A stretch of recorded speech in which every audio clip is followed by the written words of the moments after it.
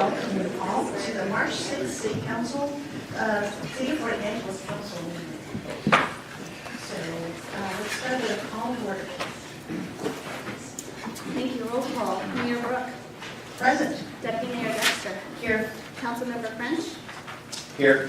Councilmember Kidd. Here. Councilmember Meredith. Here. Councilmember Moran. Here. Councilmember Schromen-Wawrin. Here. Manager McKeen. Here. Attorney Glory. Here. Thank you.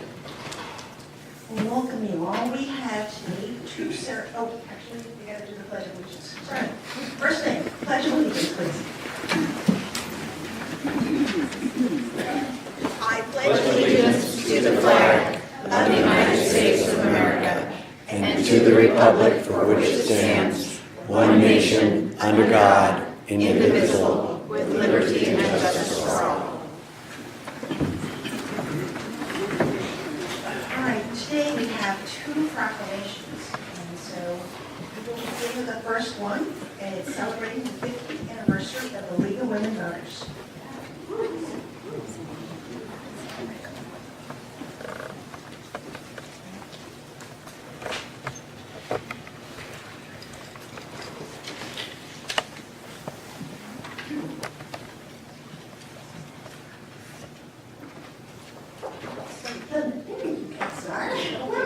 Welcome. Come join me up here. So I am going to read this proclamation, and then I'll hand you guys the mic. So the proclamation in recognition of the 50th anniversary of the League of Women Voters of Clallam County. Whereas the National League of Women Voters, an outgrowth of the women's suffrage movement, was founded in 1920 as a nonpartisan civic organization to educate the public and to assure the success of democracy. And whereas the League of Women's Voters' presence in Clallam County dates back to the early 1967, when a group of women attended an organizational meeting held at Peninsula College. And whereas, under the guidance of the national and state leagues, the provincial league grew substantially in membership and support, and achieved full status in 1968 as the League of Women Voters of Clallam County. And whereas the league provided important services to the community, including candidate and issue forums, voter registration, studies of important local issues, and attendance at the governmental meetings.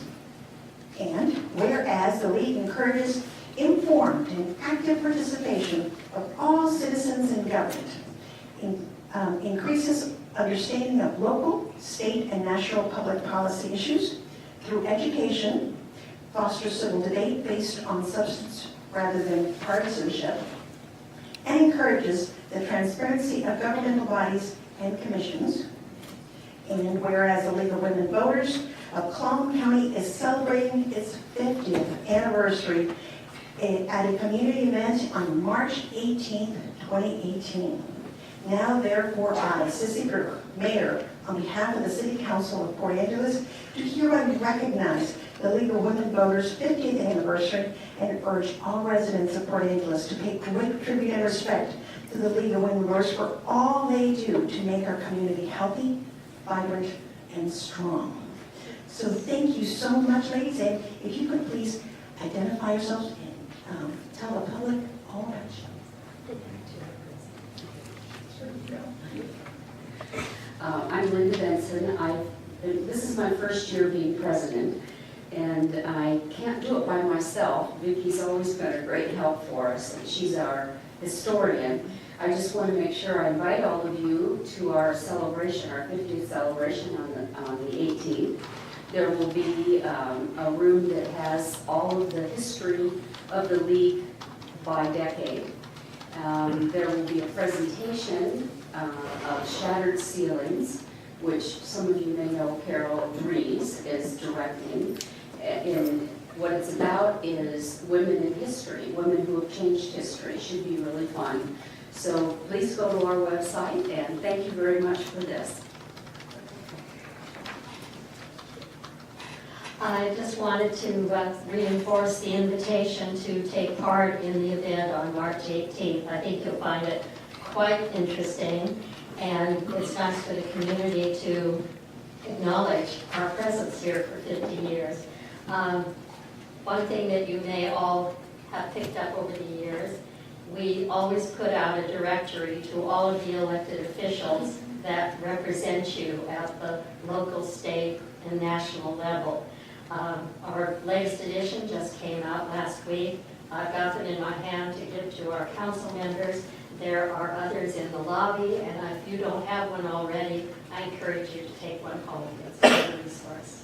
Thank you very much. Where your celebration's happening? Oh, yes. The old Dungeness Schoolhouse, which is in Squim.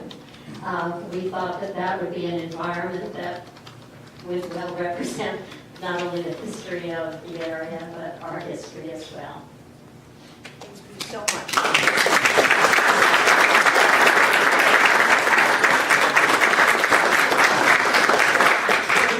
Voters have done so much for us, and I know that we've used them often here on council, even in decision-making and forums, so thank you. I think there are a few league members out in the audience, so perhaps they are ready to hand it. No? Well, I encourage you to join if you want. Not only women, but men. But because the league was founded during the suffrage movement and its initial members were all women, over the years, it has been opened up to men, but we're not about to change the name. Thank you so much. All right, our next one is for the AmeriCorps volunteers. So Carrie Sanford and Michelle Dimitri are here. Please come on up. Let's see, you brought some volunteers with you. Awesome.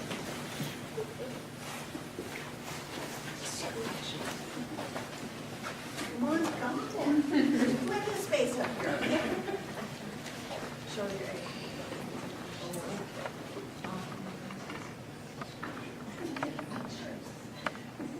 All right, here's your proclamation. A proclamation in recognition of the AmeriCorps Week, March 11th through March 17th, 2018. Whereas service to others is a hallmark of the American character and central to how we meet our local challenges, and whereas AmeriCorps provides opportunities to nearly 75,000 Americans to serve their country through an intensive commitment to service at nonprofits, schools, public agencies, and community and faith-based groups all across the country. And whereas this year, over the course of their service year, AmeriCorps members that served in Port Angeles will have volunteered a collective 19,800 hours, dedicating their time to our community through programs that serve the youth of various ages and backgrounds, and our environment through community education. And whereas AmeriCorps enriches the lives of its members by building habits that create engaged citizens who are active participants in civic matters affecting their communities long after their service terms are completed. And whereas AmeriCorps members encourage collaboration and partnerships, leveraging millions of volunteers in service and acquiring the support of business partners to increase the effectiveness of their initiatives. And whereas AmeriCorps Week is an opportunity to recognize the dedication and commitment of the more than 1 million Americans who have chosen to serve their community through AmeriCorps and their community partners, and to encourage more Americans to follow in their footsteps in service. Therefore, I, Sissy Brook, Mayor, on behalf of the City Council of Port Angeles, do hereby designate March 11th through 17th, 2018 as AmeriCorps Week in Port Angeles, and urge citizens to thank AmeriCorps members and alumni for their service and to find their own ways to give back to the city of Port Angeles. So thank you so much for doing all of this.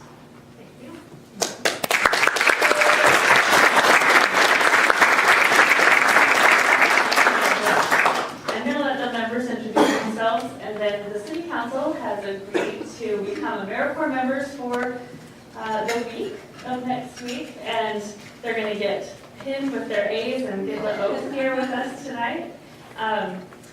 This is a sampling of members. We have quite a few at a parenting class out at Stevens because we can't just not go to stuff, even when we're being recognized. So I'll let them introduce themselves and then we'll get to the oath. You guys can feel free to take the oath with us if you want. Hi, my name is Christine, and I'm serving out at the Columbia Coast National Rate Sanctuary offices. Hello, I'm Kathleen McKeegan, and just like Christine here, I also serve at the Olympic Coast National Marine Sanctuary offices. Hi, my name is Michael, and I'm serving at Roosevelt Elementary. And I'm Amy Heath, and I'm also at Roosevelt Elementary School with great pleasure. Okay, so if I could ask the council to stand with us while we take the oath. AmeriCorps, you can spread out so that the members can be seen. I'll say the part, you repeat after me. You don't have to raise your hands or anything, just say it firmly. I will get things done for America. I will get things done for America. To make our people safer, smarter, and healthier. To make our people safer, smarter, and healthier. I will bring Americans together to strengthen our communities. I will bring Americans together to strengthen our communities. Faced with apathy, I will take action. Faced with apathy, I will take action. Faced with conflict, I will seek common ground. Faced with conflict, I will seek common ground. Faced with adversity, I will persevere. Faced with adversity, I will persevere. I will carry this commitment with me this year and beyond. I will carry this commitment with me this year and beyond. I am an AmeriCorps member and I'm going to get things done. I am an AmeriCorps member and I'm going to get things done. Thank you. Thank And you. thank you.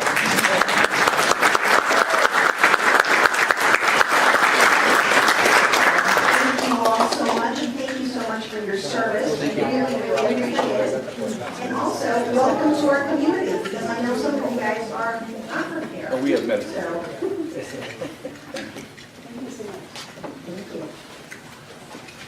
I think this is one of the best things that we have here, is young youth coming here to serve our community. So, thank you again.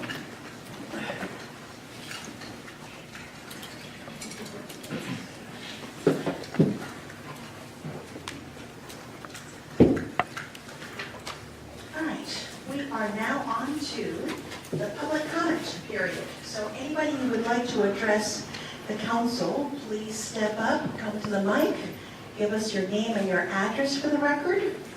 We would love to hear from you. Do we have anybody signed up? Jennifer's getting the list. So in the meantime, make your way to the podium.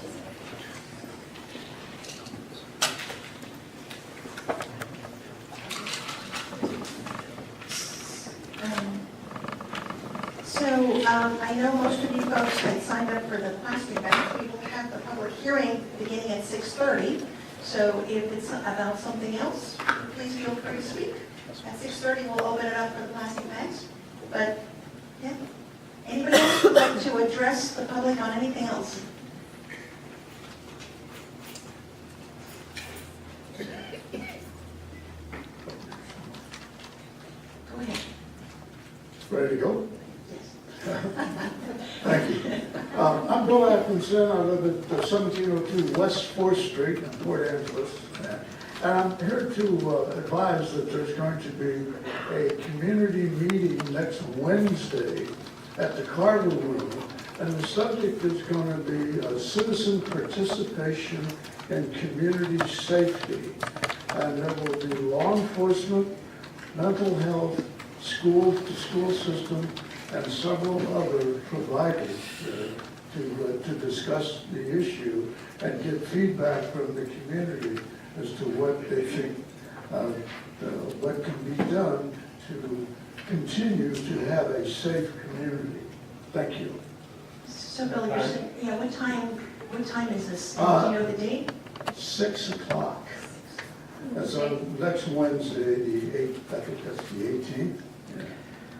It's at the Carver Room at the library. Thank you. The one on the street. So next Wednesday's the 14th, so I guess we'll double check on those dates. Okay, Thank you.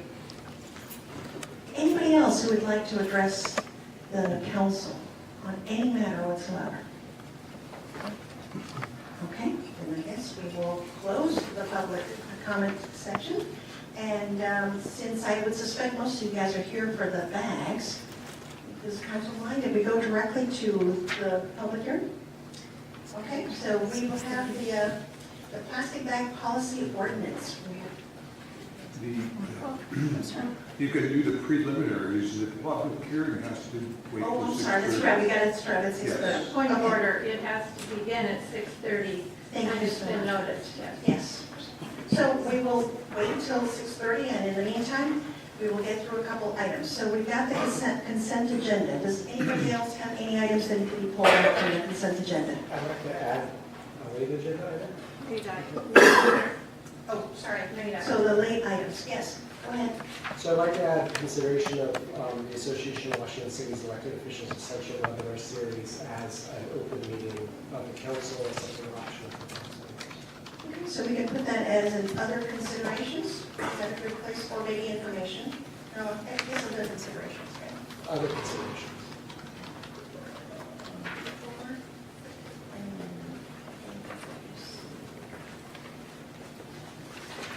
Any other late items?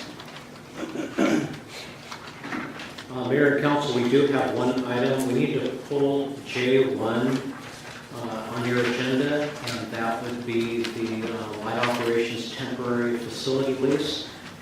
We do have a deadline to get out of that facility, but we did plan on having, prior to the council meeting, a copy of that lease to you. Since we don't have that, we want you to have time to review it prior to approving it. We'll go ahead and carry it over to the next council meeting, and we will have that out ahead of time.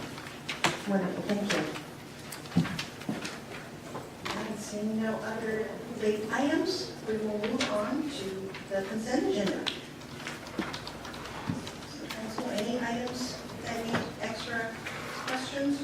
Well, just a point of information, if we want to comment on them, do we need to pull them? No. Okay. So let me read the consent agenda. The city council minutes of February 20th, 2018, expenditure report from February 10th to February 23rd, 2018, in the amount of $1,173,361.93. Parks, Recreation, and Beautification Commission appointments. Civil Service Commission appointment.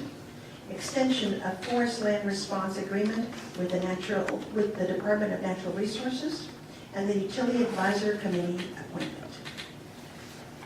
What would you guys like to do? So, I move to approve the consent agenda as read. Second? wonderful. So we've got a motion and a second. Any discussion? A number of these concern appointments to city advisory committees, and I think it's important when there's multiple applicants for these appointments to let folks know kind of what went into the process of considering who's appointed, because it's really important to step forward and serve in an official capacity for the city, whether it's council or city staff or members who are part of the advisory committees. So I wanted to explain as a member of the utility advisory committee how we came to the decision we did, which was that Bill Atkinson, who spoke at public comment, and Matthias Jarvin, both have served on the committee already, but for less than a year.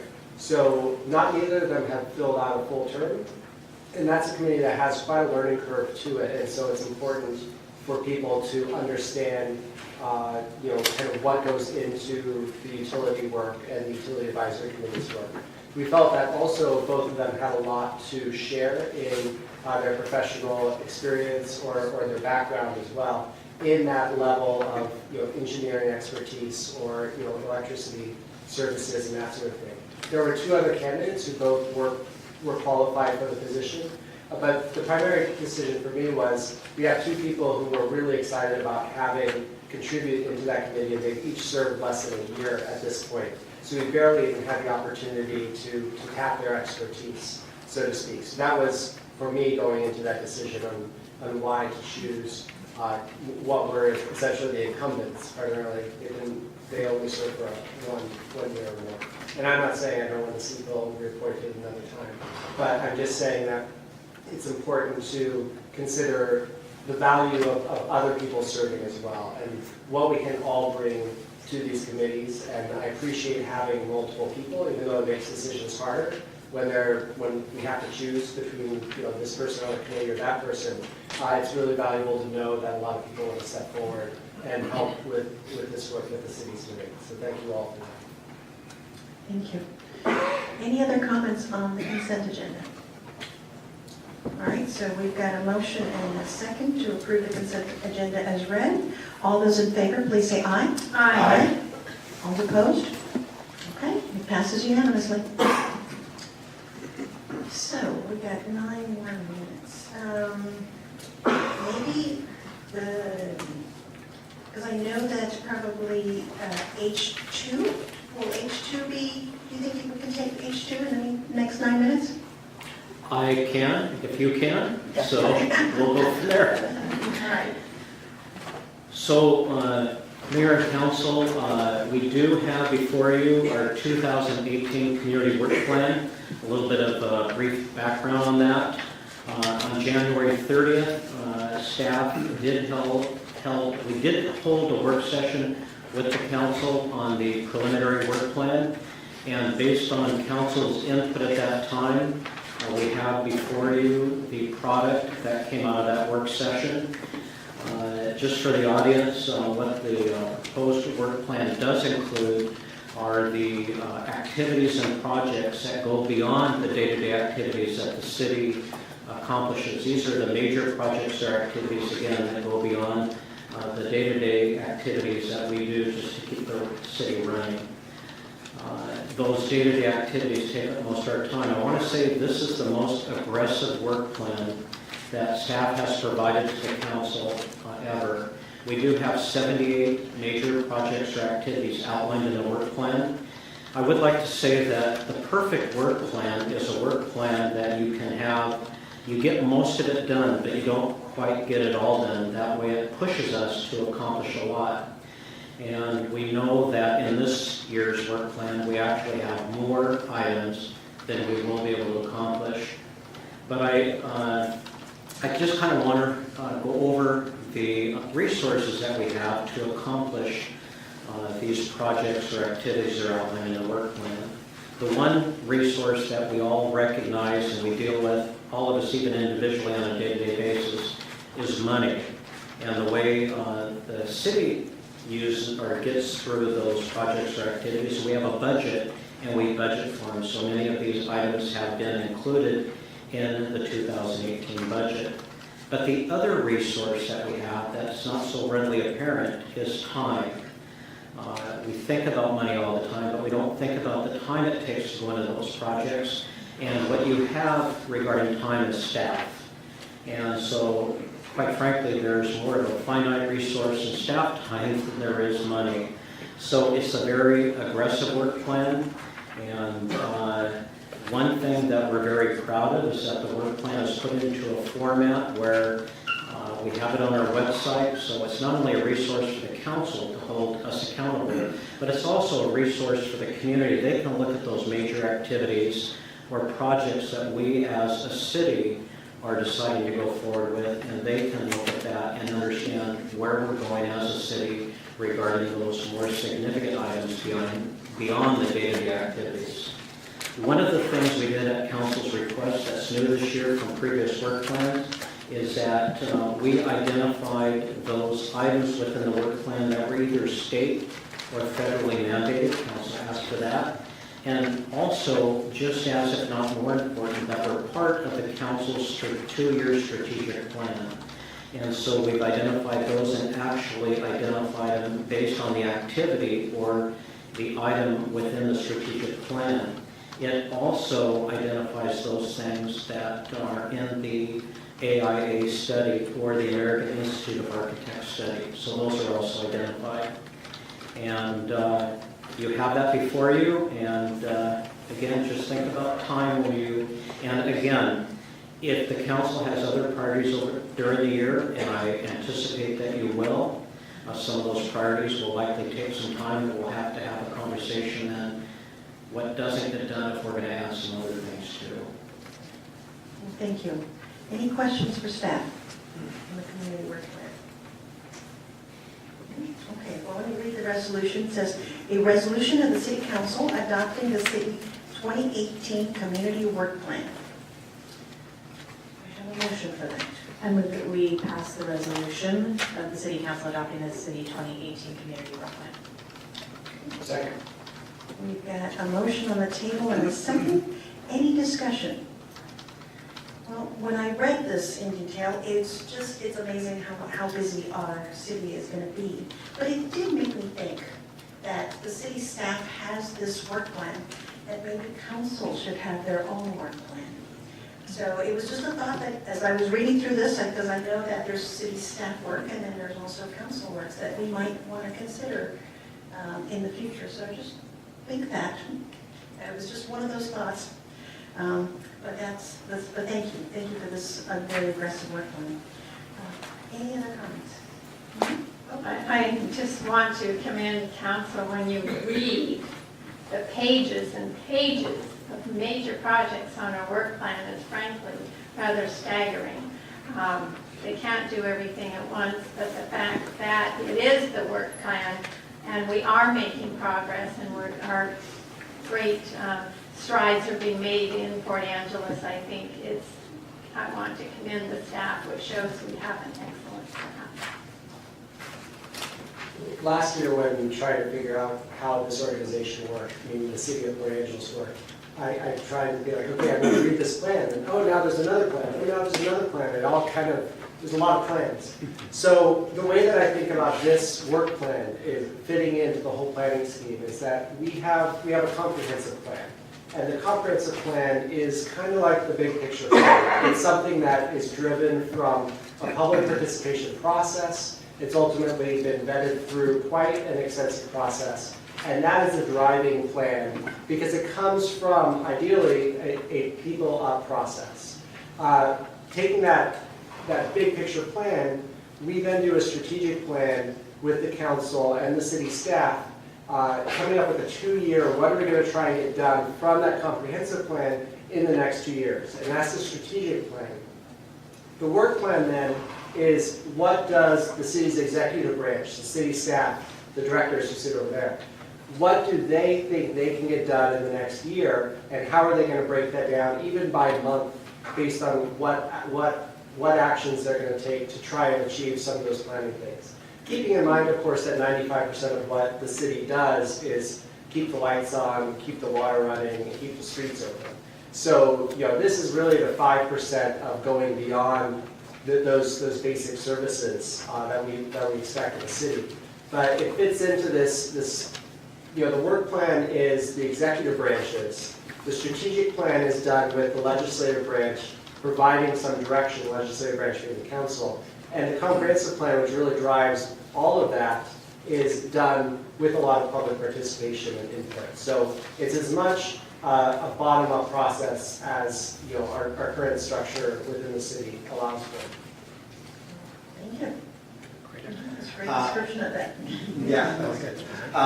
The one thing I would like to comment on is I appreciate the staff giving the council input. I really enjoyed our work session. We're a lot of type A personalities that like to be involved and be in charge in many ways.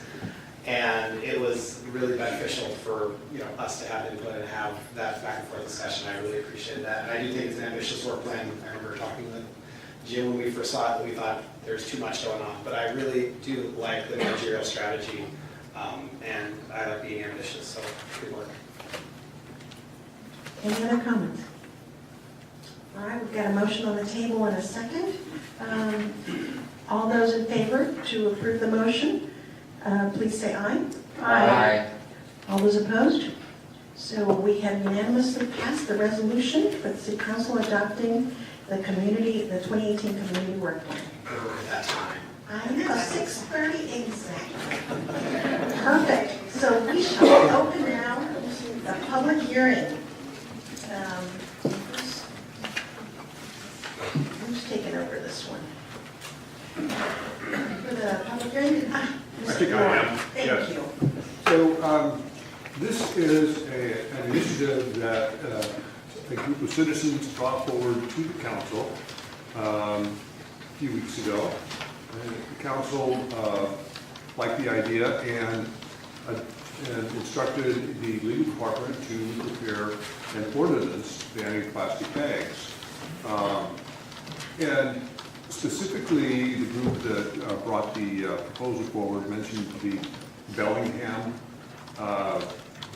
ordinance as a model to look at.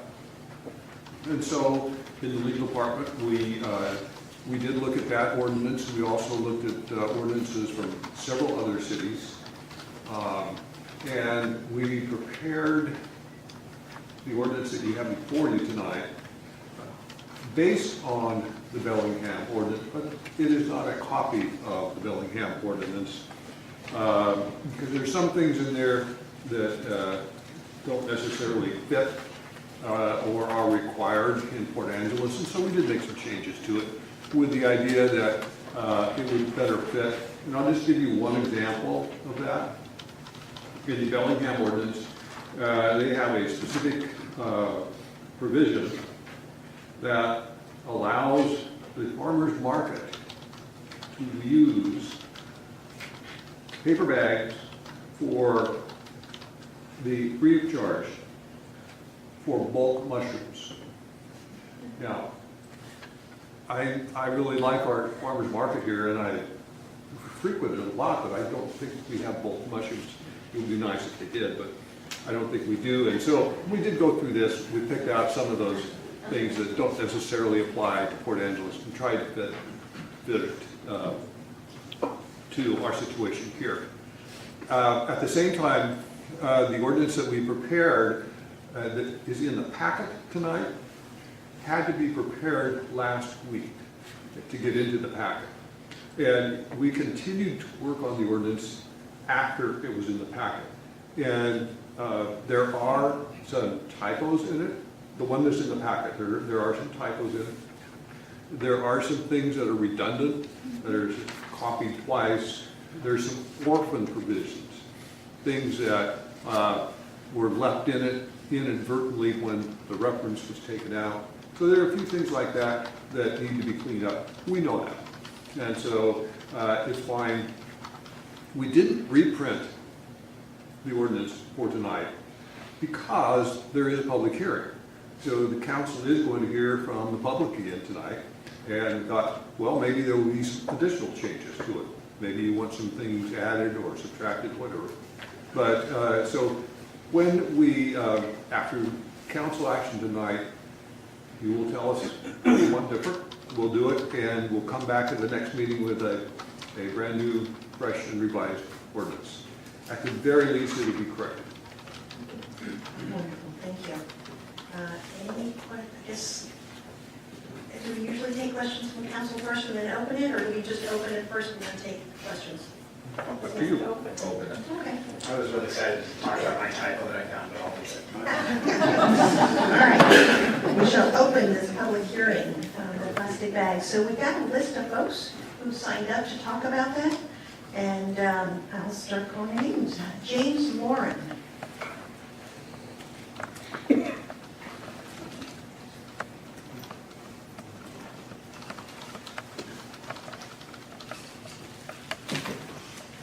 Thank you for the opportunity to speak. My name is James Loran. I am a Sierra Club North Olympic Group member. Our chair wanted to make comment this evening, but could not attend.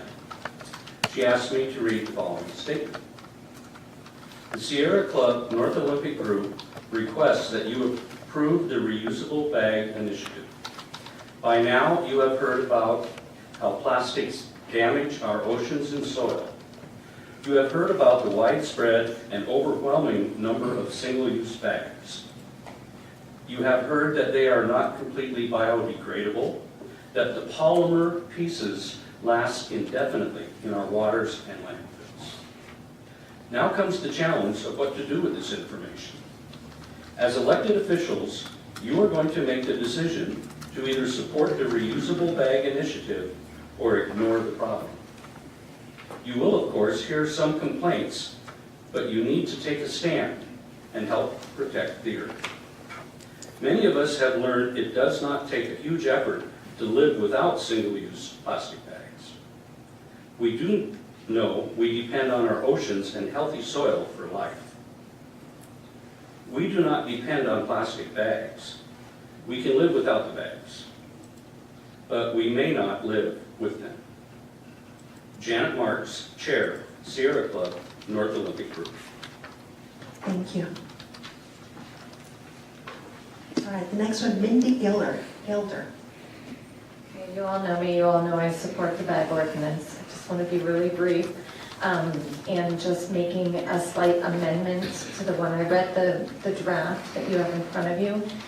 Section 5.95.020E. It specifies the green-brown tinted bags not to be used for take-home and delivery bags. If we could just add produce bags to that, because it has been drawn to my attention that those are the ones getting the most confusion. So that's all, just requesting produce bags again. Thank you. And that you pass the ordinance. Bill Atkinson. You're on the list. Did you? Yeah. Oh, sorry, you've already, yeah. But, Well, I got something to say, and that is the community going to get an opportunity to look at this ordinance? This has been really fast, and it's, it's been, what, 2 weeks? right, so this is the first, we're just opening it. This is the first hearing for this, and there'll be a second one. And then, And that will be? And so this one's already published. This ordinance, as it is right now, will be published, and then it'll come out again on the Wednesday before the next city council meeting. The question then becomes, how will this be promulgated so that the community has an opportunity to get their 2 cents worth and to vet the ordinance? Right now is the time to get your 2 cents in. Okay, so this is common knowledge to everybody in the city now. I think he's asking where we publish it. Okay, so it's, sorry, yes, Which, I don't know if the clerk wants to talk about to that, or. where it's published, so it's published on our website? It is. There's a link on our website under the council agenda page on our website. Bill, I can absolutely send you an email with a link to that, but it is available through our website. It's available through our website. So anybody who... Has there been an acknowledgement in the newspaper or anything like that? Yes, sir. So this was raised last fall by the council at that time, and the council had said, yes, it wants to move forward with this. One of the council members even said, I want this done before I'm off the council at the end of December. So there was discussion at that point on it. After the council heard the presentation in February, this was widely reported. I heard that it was even on the radio out of Seattle or something like that, that Port Angeles was potentially the next community to adopt plastic bags. So there's the opportunity today, there's the opportunity in 2 weeks, and I really encourage people to comment. I received a number of email comments and, from various people. So please do, talk to people about this and say the council's currently considering this. I guess my comment is that as the black spots on the page that are being presented to you tonight, how much time is the community going to have to be aware that there are these black spots on the page that you're considering approving? And, the newspaper articles and all that sort of stuff, but the point is, does the citizens get a chance to look at the detail? Yes, Okay. they do. They absolutely do. Everybody here has a chance to take a look at that. The document is on the web to look at today, and it'll be again once it gets updated in 2 weeks. So. You exceeded your time. Thank you. So Michelle Skelton? Oh, thank you.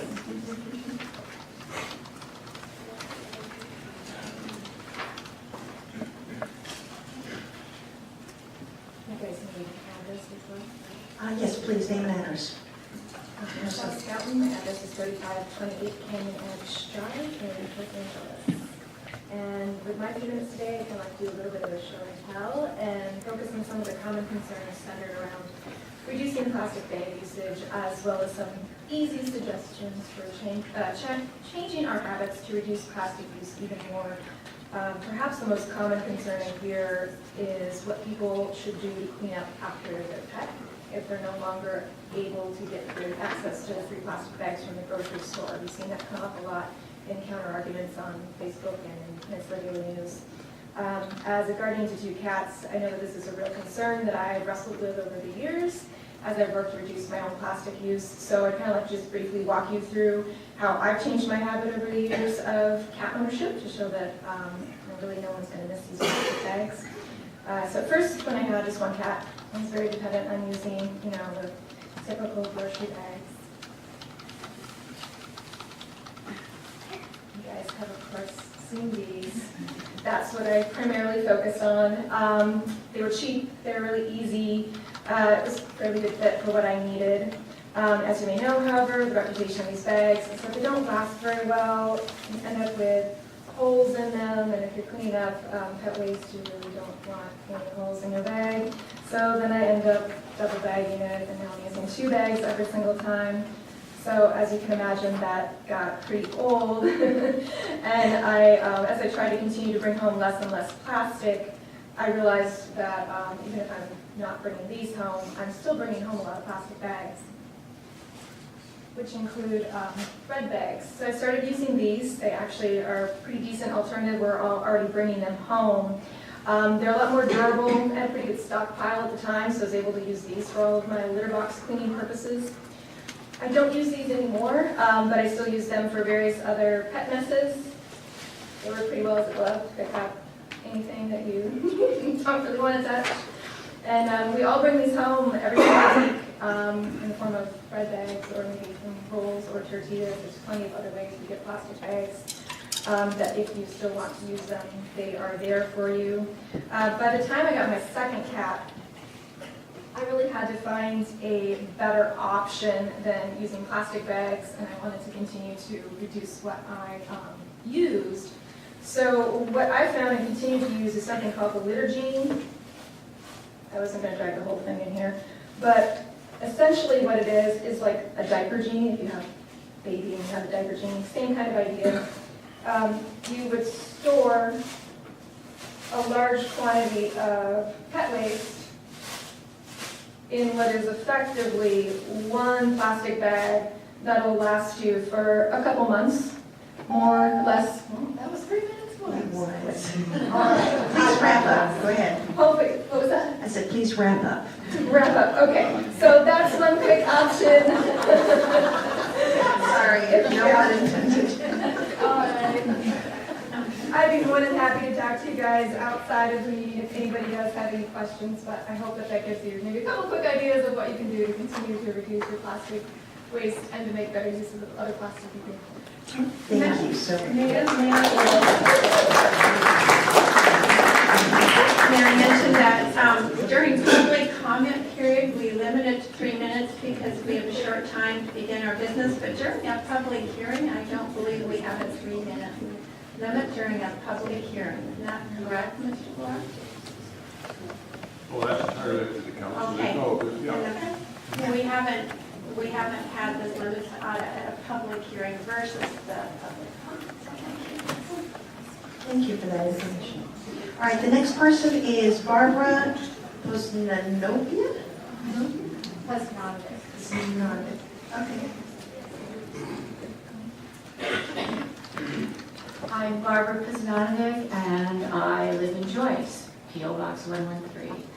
And I'm not in favor of banning plastic bags. The environmental movement has been really good about making sure that plastics are recyclable. You see the little indicator on all the plastics now, your clamshells, everything comes plasticized. And the bags are recyclable. And I think really the problem is people. They're not recycling. And that's the problem.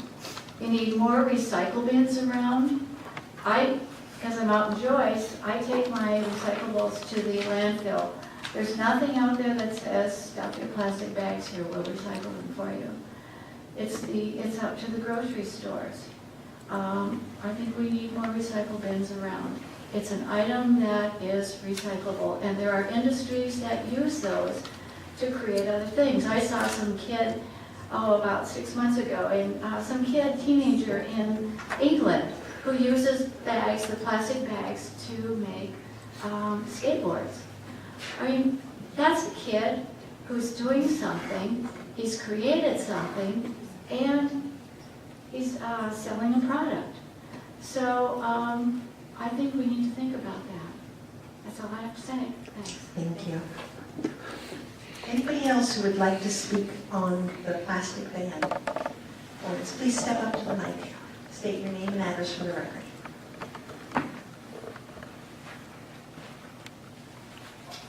Hello, my name is Krista Emmett, and I live at 286 Henry Boyd Road. I'd like to address the issue of getting rid of the use of the majority of the plastic bags in our community, as well as the act of charging members for bags, whether they be plastic or paper. I am against these actions. In my view, we do not have a problem in our community of bags laying around and creating a trashy atmosphere. I have seen more aluminum cans in our area, as well as other trash, than plastic bags laying around. Community members, the Sheriff's Department, and the inmates do a pretty good job of cleaning up what trash that we do have. Additionally, we have bag recycling bins at Safeway and Walmart. It sounds like a noble cause to clean up our area and restrict the bags, to restrict the use of bags. But again, I believe that it is not necessary for our area. I also believe that it will cause unnecessary hardship on our community members that already struggle in their finances in Port Angeles. As the City Council members, I urge you to listen to the people's voices that ask you to not implement new rules concerning plastic or paper bags in our community. Thank you. Thank you.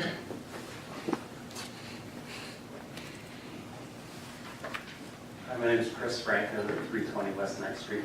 I'm here hoping that you do pass this ordinance. I spend most of my time working on sort of public health stuff and trying to figure out the best way for people to improve health behaviors. And what I'm struck by is that probably everyone who speaks on this issue probably can acknowledge that no one wants more plastic in the environment, no one wants a mess, we want a pristine environment for our community. And the question is always how to do it. And I think in general, this is the kind of policy nudge or push that is perfect for a community like Port Angeles, in the sense that everyone wants to do something about plastic bags, just like all of us want to exercise or all of us want to eat healthier. And sometimes it's not just the will issue. Oftentimes adjusting the way we do things policy-wise is a better way to get the results we want. I always think about, if you don't want to eat cookies, one way is to try not to eat cookies, but the better way is to get the cookies out of your house. And so I think this is a really low burden on the community in the sense that I think people will quickly adjust their habits just like they have in all of the other countries and cities and other areas around Puget Sound that have already implemented this. And so I think this is a really common sense public policy nudge that fixes the problem and also hopefully sets groundwork for other policy nudges maybe we could do in the future that would improve public health and the environment. Thank you. Anybody else? Marilyn Smith, PO Box 2498. I can't find the proposed bag ordinance, and I looked through the entire packet, and it's 221 pages. It's a little excessive. It would be really nice if our website would have proposed resolutions as a separate web page item so that we could look at that directly instead of paging through pages and pages and pages of stuff, because I couldn't find it and I looked twice today. And I just looked right now. I can't see where it is, so I have no idea what you're trying to pass or not trying to pass. I don't think that really is, it's always like that. It's buried under, utility advisory, people who are wanting to apply for that. We need to have resolutions completely separate so we can find them on the webpage. And that doesn't happen right now. Thanks. So for clarification, it's on section F. If you guys get the document down, I know the way the agenda is laid out, it's by sections. So this is on section F, and it'll be under that. I want to see the wording. It's, the whole document's in there. Yeah, the whole document is in there. 221 pages. I only have so much time in my life. Right. So, like I said, and as you're scrolling, you can see the A section, B section, C section. So if you can quickly get down to the F section, you'll see it. We like that. And thank you for your feedback about the website, because we are working on a new website, and that's something we can certainly take under advisement.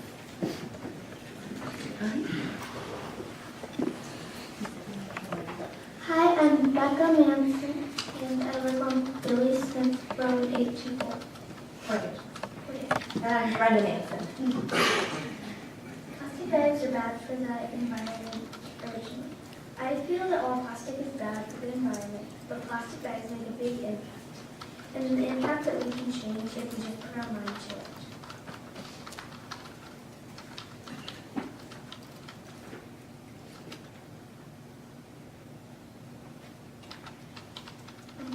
This is your generation, but in my generation, it said that there will be more plastic in the ocean than fish. That and many other things have motivated me to be here today and work on the ban in plastic bagging here.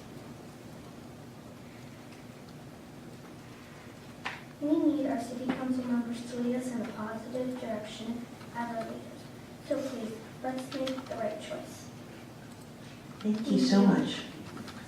So I'd like to speak to, I'm a science teacher here at Stevens Middle School, and I've taught here for 20 years. And when my daughter started working on this, she researched and she found out how bad it was and how so many other places like China have banned them and things have gone really well. We were down in California at her grandmother's, and people had gotten used to it, and it was really easy because people got in the habit of bringing their regular bags to the store and not getting the plastic bags. So I asked my classes, because I wanted to know. I didn't want her to work on something if we didn't want plastic bags, but the rest of the public wanted them. And all my students wanted them banned. I didn't have one student who said that they wanted to keep the plastic bags, and they care about the environment. And I had a lot of students who spoke up and said, hey, we lived in California, and we've had this ban for years, and it's not a problem. And they talked in their support of it. So there's a lot of the youth in the community that are behind this. Thank you. Thank you.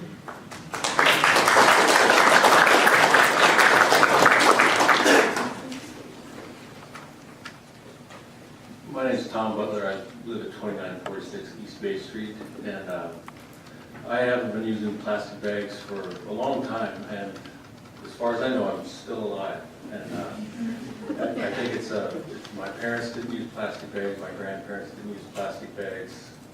It's a convenience that we've all just kind of started, we don't even think about it. You know, like a couple of days ago when I was thinking about coming here, I was at the grocery store, and there's a guy in front of me, he got a toothbrush, goes in a plastic bag. Take it out to the car. What is that bag for? You know, we can do without them. I think, like Mr. Frank said, it's low-hanging fruit. Kind of start the deplasticizing our existence as much as we can. This is a really painless way to do it, and I hope we pass through it in ordinance. Thank you. Anybody else who would like to speak? Just come on up.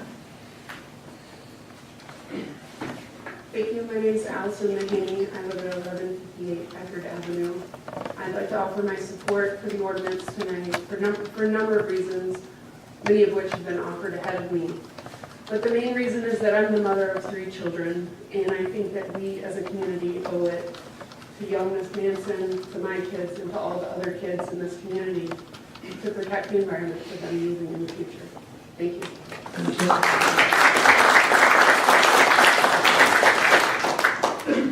Anybody else out there?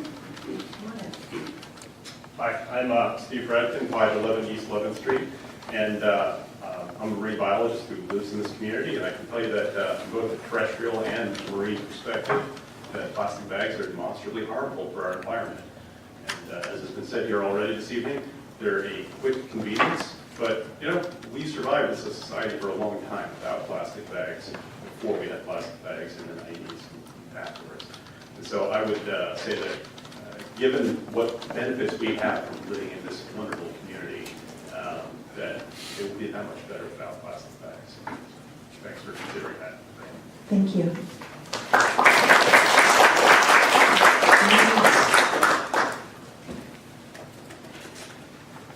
Hi, my name is Adam Logan. I live at 624 on the Hot Springs Road. I'm a teacher at Greenwich High School. I teach marine science, and we are currently talking about oceans. And next week we're going to talk about plastics in the ocean. We're going to spend 2 weeks talking about it, and we just got done talking about climate change, and I really bummed my kids out. And so I hope this ordinance can pass so we can talk about solutions to this, the biggest problem. I had a student come to me, told me today, because he knows that we're going to talk about, and he says by the year 2048 there's going to be more plastic in the ocean than fish. So I hope I can talk about solutions in my class in 2 weeks. Thank you.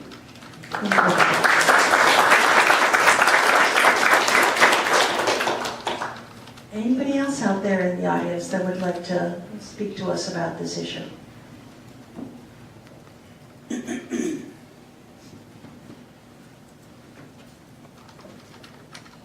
Melissa Zimmer, 110 East 13th Street. I don't think probably there are too many people who would argue that we need to keep using plastics.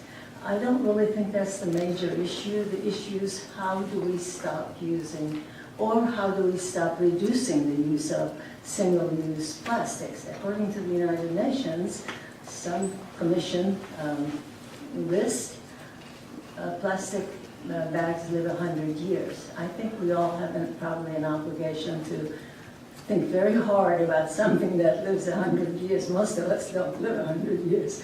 So, but my concern here is it's not whether we have a way to stop the use, it's how we do it.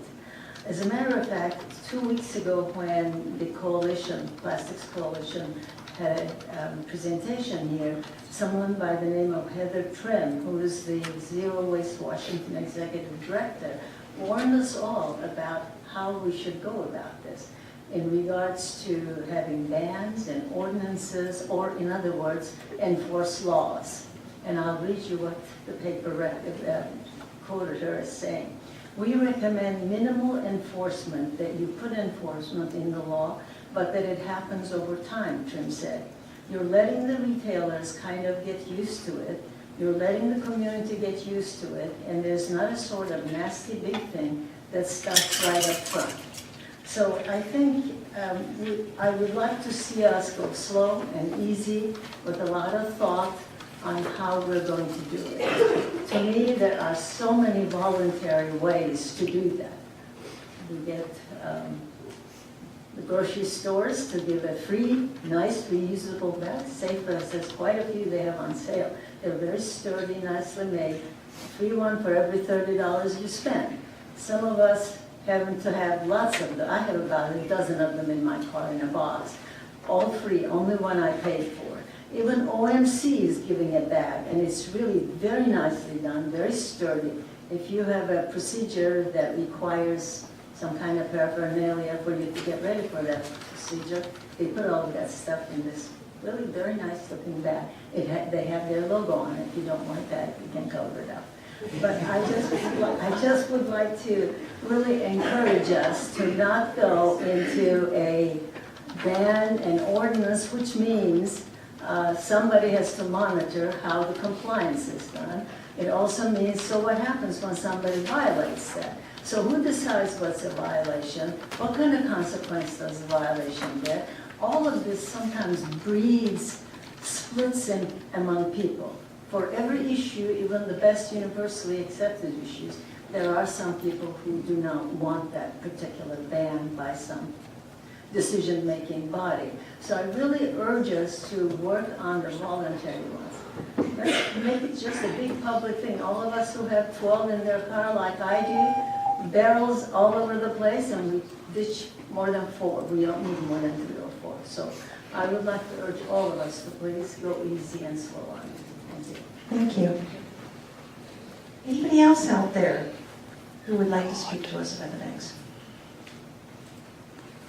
Arthur Wojnowski, 1714 West 6th. I just want to again voice that I oppose this ban. I think we should be sending a different message versus saying you have no choice in the matter. We also have something called the CRTC, who also is a plastics recycler. We should be looking to incentivize maybe ways to bring more businesses in. What are we saying now? Plastic bags are going to be gone now, next year business? Thank you.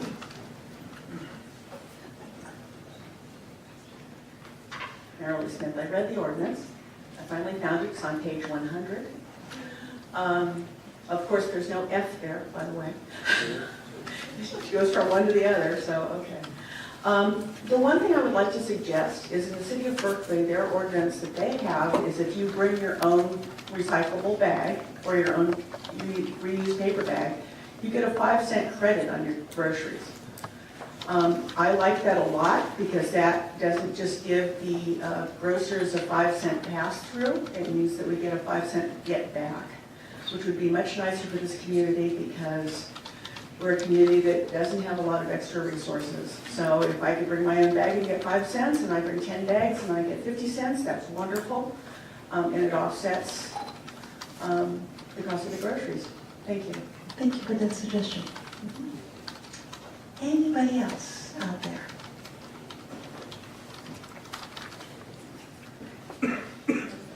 Kendra Sullivan, that's P19 West 10th Street, Port Angeles. And I'd like to say for recycling plastics, not all plastics are recyclable, and the ones that are can only be recycled a certain amount of times. The numbers you see on the bags with the arrows around them do not mean that that bag or plastic is recyclable. Each number has it's a different type of plastic, which can be recycled a certain amount of times, some of which is 0. So, not to mention that some recycling companies just don't accept plastic bags as they're very easy to tangle up in the recycling equipment. Thank you.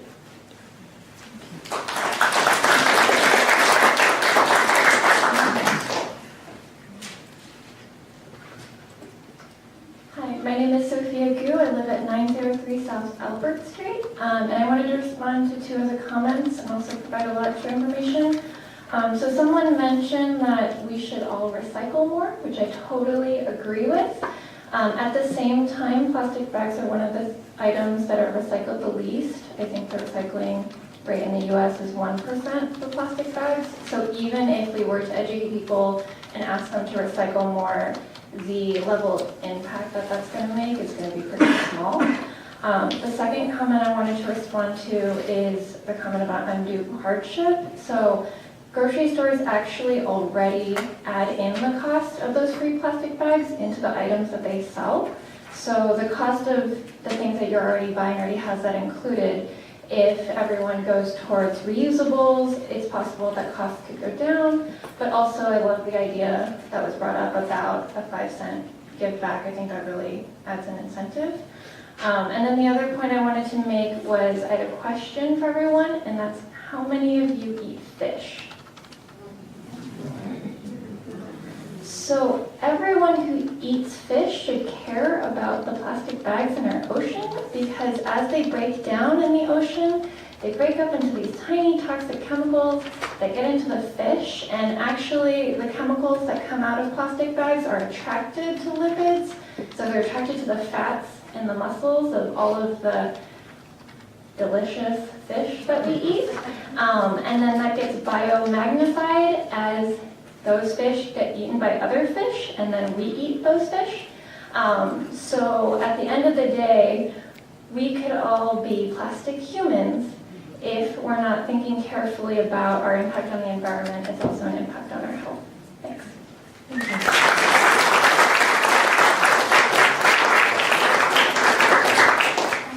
All right, are we almost done? Anybody else out there?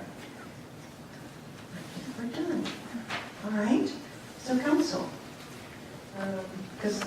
So just for so everybody would know, this is the first reading, and then this will be continued to March 20th.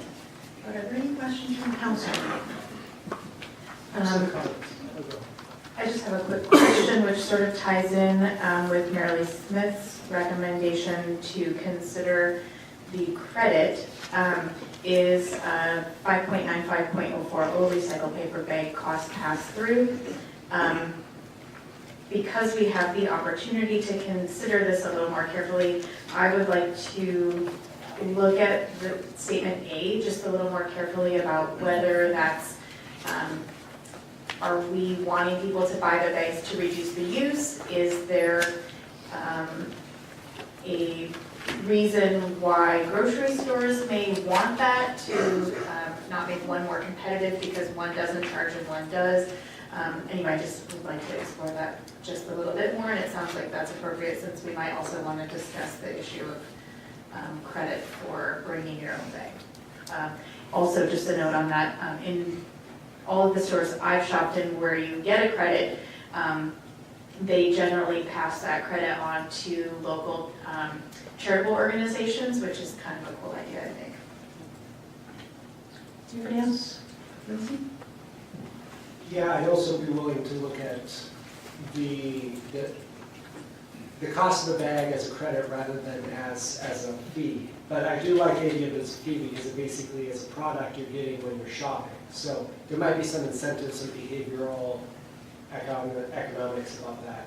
I see Chris nodding up there, so that he has an opinion on that, which I'd also be interested in knowing. So in terms of timing, I think it is important that a policy is vetted through the community, especially a policy that's going to affect people in a lot of different ways. In addition to this being raised at council meetings in the fall and last month, I remember as well this was raised at one of our candidate debates last summer, and it was published in the newspaper below the fold front page talking about the plastic bag issue. So it's been covered quite a bit in the local media. And we do have people presenting multiple sides on the issue, which I really appreciate. So the role of government, I mean, our job is to protect people's health, safety, and welfare. That sometimes involves restricting people's behavior. And that's a comment that I've heard some folks mention is, you know, shouldn't I be free to do this? And so it becomes this question of, well, who's free to do things that are harmful to others or harmful to the environment? And people generally identify single-use plastic bags as an issue that they tend more than not to become waste and to basically be garbage very quickly after their purchase. And that's what this is attempting to address.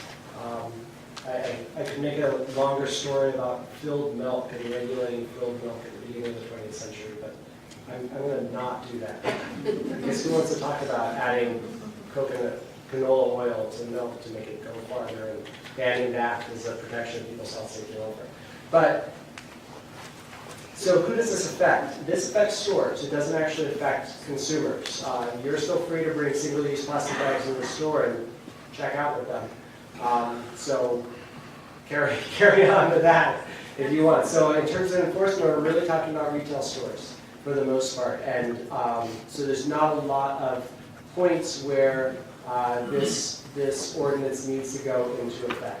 In terms of putting it into effect, there's an exception provision that allows somebody to get a waiver from having to follow the ordinance for a year. There are penalty provisions, up to $250 fines, but as was recommended to us by the Zero Waste Washington group, that it's something that is better put into place slowly. And frankly, you know, we have so many other enforcement issues that I really doubt this is something we're going to push really fast. I don't want to speak for the enforcement arm of the city government, but that's my impression. Reduce, reuse, what comes next? Recycle. And it's in that order for a reason. Because reducing is much more effective than reusing, which is much more effective than recycling. And when we recycle, we often downcycle, we often take a product and turn it into something that is less and less usable. It also takes a lot more energy to recycle than it does certainly to reduce and also to reuse most of the time. Occasionally there's an exception. But it's reduce, reuse, recycle in that order for a reason. So I appreciate people advocating that plastic can be reused or can be recycled, but we're going to be much more effective in protecting the environment and the health implications of that if we focus more on reducing and reusing. So when we have the opportunity to reuse rather than recycle, I think we should take that opportunity. Finally, a number of people have commented that, hey, this isn't the only issue, and I totally agree with you that this should be a start toward public health and environmental protections along this line, not the end. And so I encourage those students in middle and high school who are interested in seeing what more can be done to get in touch with us. And as I've said to people in the last couple of months, people are like, oh, congratulations. I said, thanks, and now lobby us. And that's what a number of people have done here, is that they've lobbied us and they've said, hey, this is an issue. They've made it into a public issue here in the community. They've organized around it. They've brought people together multiple times in this space. They've advocated for it. And that's the sort of thing that happens to get policy to move. It's not just the 7 of us. It's not just the 7 of us plus the city staff. It is the community saying, this is what we want to see. So please continue to lobby us on the things that you want to see. And if you're out there feeling like, hey, this isn't the thing I want to see, organize and lobby us for the community that you want to see as well. Because I think when it gets down to it at the local level, we're looking for something that is along similar lines for most of us within the community.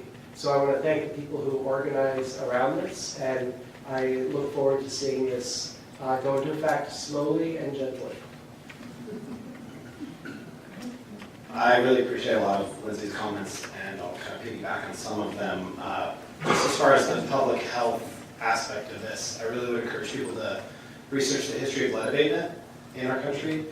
Ideas often start being widely accepted, and they move from being widely accepted to being fringe to being surprising to being unthinkable. So at this point in lead abatement, it's unthinkable that we would allow a company to add lead to a product and sell it to the American public because we all know the dangers of lead and how it affects human development. With plastic, the dangers are much more indirect, and so it's harder to really understand them.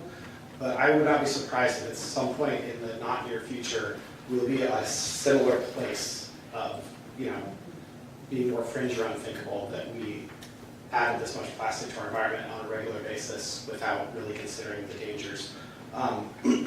As far as enforcement, I do agree with the slow process.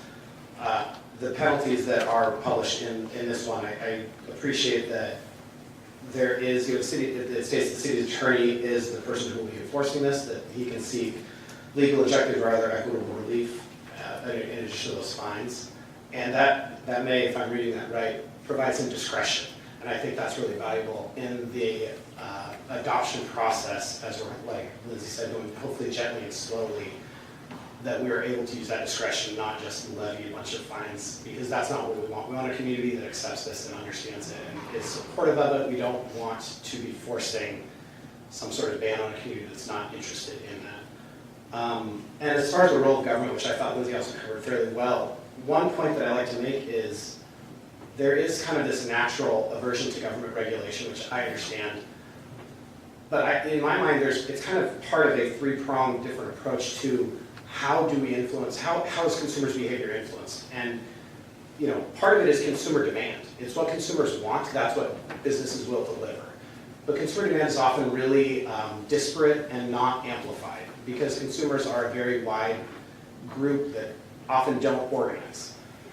But the other leg of that is government regulation. But the third leg that often gets missed is corporate interest or corporate activity. When we don't organize as consumers, when we don't regulate the market as a government, the corporations will do it. And there's a reason that they want us to have big shopping carts and free bags because they want us to buy a lot of products. And I understand that I run a business, I want people to buy a lot of my product too, but we often miss that if we bring our own bags, we might only buy enough to fill those bags. We might not buy the things that we don't necessarily want. It's important that if we remove one of those tools from our toolbox of government regulation, we are allowing people that are not us to make decisions for us. So government regulation doesn't always reduce consumer choices. Sometimes it allows consumers to make the choices they actually want to make. But I do support this. I am interested in some of these suggestions that have been made.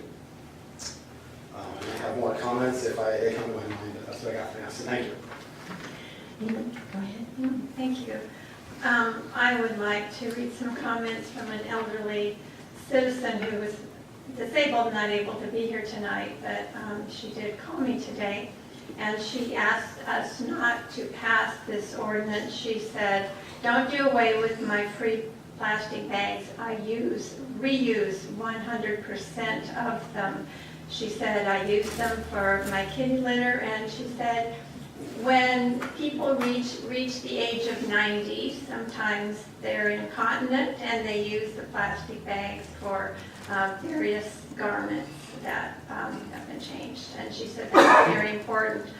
She said that she lives on struggles with her income, and because her pension is limited and the cost of the city utilities, the cost of food is rising. And she said that she just is struggling paying for food as it is, and she doesn't want another cost at the grocery store. And when we were given a presentation, we were told it's not a tax, it's a fee. Well, there's no difference. When you call it a tax, you call it a fee, but you are imposing an extra additional cost on every citizen for every trip to the grocery store, and that hurts the poorest citizens the most. She's spending down her savings, and she said that she really says, don't keep adding costs to everything for me, just please don't. And then she commented that her son lives in the Seattle area and plastic bags were banned, and she said people just shift to the stores where they keep getting free bags. And we have in our budget $15 million from taxes.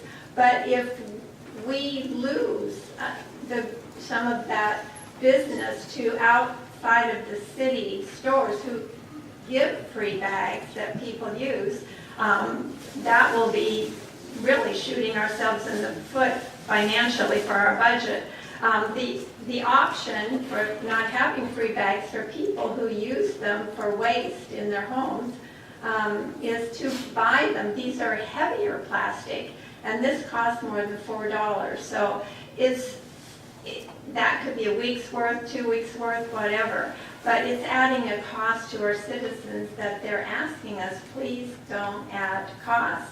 Now, I would like to address a couple things in this ordinance.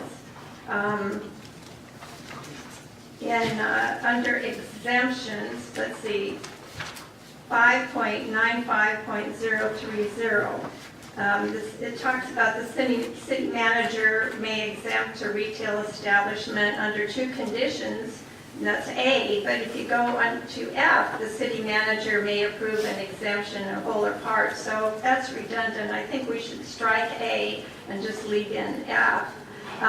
Also, when it comes to 5.95.040, recycle bags cost pass through, we're saying that the replacement bag should cost not less than 5 cents. That's a business decision. I don't see why the city council is telling businesses what to charge for their bags. I really don't think that's our purview. I hope we don't do this.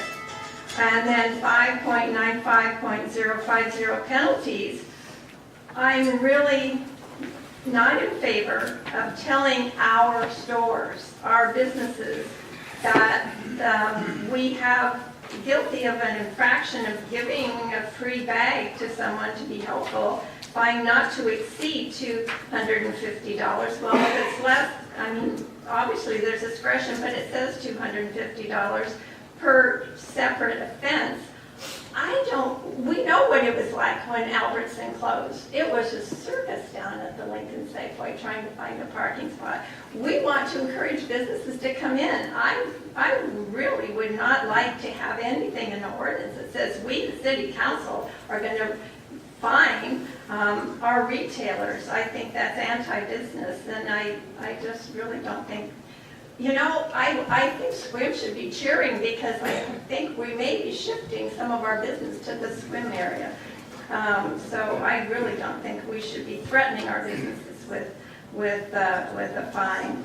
And it talks about in here about the, let's see, about not using any plastic carry-out bag at any city facility.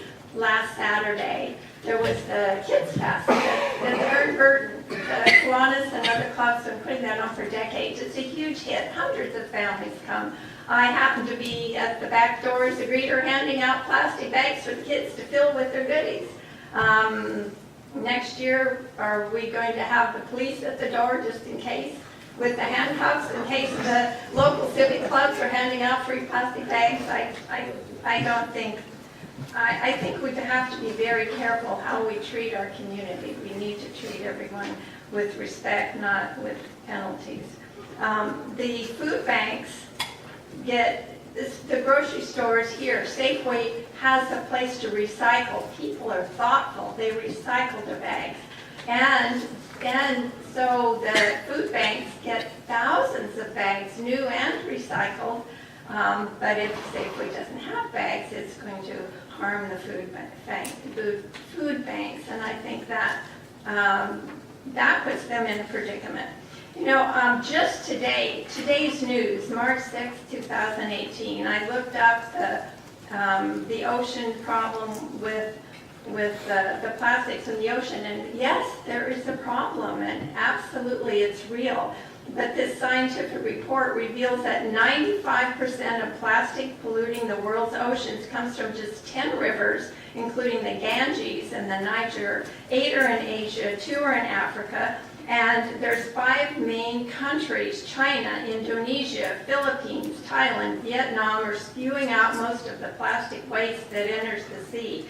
There are these countries, like the Yangtze River has 500 million people pouring. They don't have municipal landfills. The city of Port Angeles has just spent $14 million upgrading our landfills so that our items don't fall into the rivers. We are being responsible. Right across the way is Victoria, British Columbia, dumping raw sewage into the water. Around the world, there are problems. We are trying to be responsible here in Port Angeles. So I believe that we need to give our citizens credit. We need to ask for volunteer. Let's, as a community, pitch in. Let's do this. Let's not fine the civic clubs. Let's not fine the charities. Let's not fine the businesses. Let's not drive our retail business out of the city. Let's work together and make things better for the entire community. Thank you.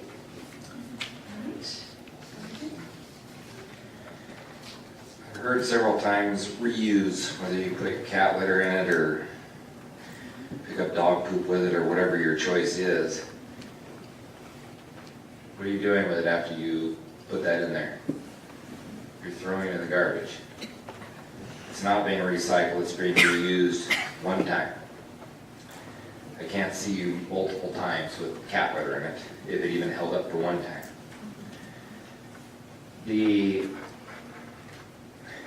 But not less than 5 cents for the paper bags. I was thinking about what Sherry said about letting businesses decide what to charge for those. And that could be two sides of the sword. Business could decide that they want 20 cents for a paper bag. I'm not sure if the city's just setting, it's unclear to me, a minimum of 5 cents, and then the stores can choose from there what they want to do. I'm not sure if most stores, such as Safeway, would charge more than that 5 cents. The other one is Section K under 5.95.020 is for consumers participating in, lack of a bunch of wording, essentially the WIC program, Medicaid programs, low-income programs. That needs to be cleaned up so that retailers know what they're doing, whether it's as simple as if you pay with a WIC card, then there's no charge. But anybody can walk in there, Donald Trump could walk in there and say, I don't have enough money, then I'm low income. Well, that's all perspective of who you are. So it needs to be simplified for the grocery stores. The fine. If you walk into, essentially most of us are talking about grocery stores. We're not talking about small outlets, maybe Swain's, Walmart, you know, big with the plastic bags. Are you gonna walk in there and they're gonna have like a secret stash of plastic bags hiding under the counter that, you know, they're gonna get out if you ask for this? I'd like to think that we wouldn't have to be fining grocery stores or other outlets $250 for a plastic bag. Not that I would see, I don't think we're gonna be stepping out there and bringing the hammer down on these folks for every little thing. But I can't in my mind, if plastic bags are banned, I've been to places, Bainbridge Island is one place, that's the first time I ever came across it. I sat there, I paid for my groceries with my daughter for a swim meet, and I stood there looking at the lady, and she's looking at me, and I'm looking at her, and I'm thinking, what? Are you gonna bag that? She tells me, we don't have plastic bags here. I was like, well, okay, whatever. We grabbed our things and walked out the door. It wasn't that big a deal. I didn't even ask for a paper bag. It wasn't that many items, but it was more of a standoff of her looking at me and finally saying, you're not from around here.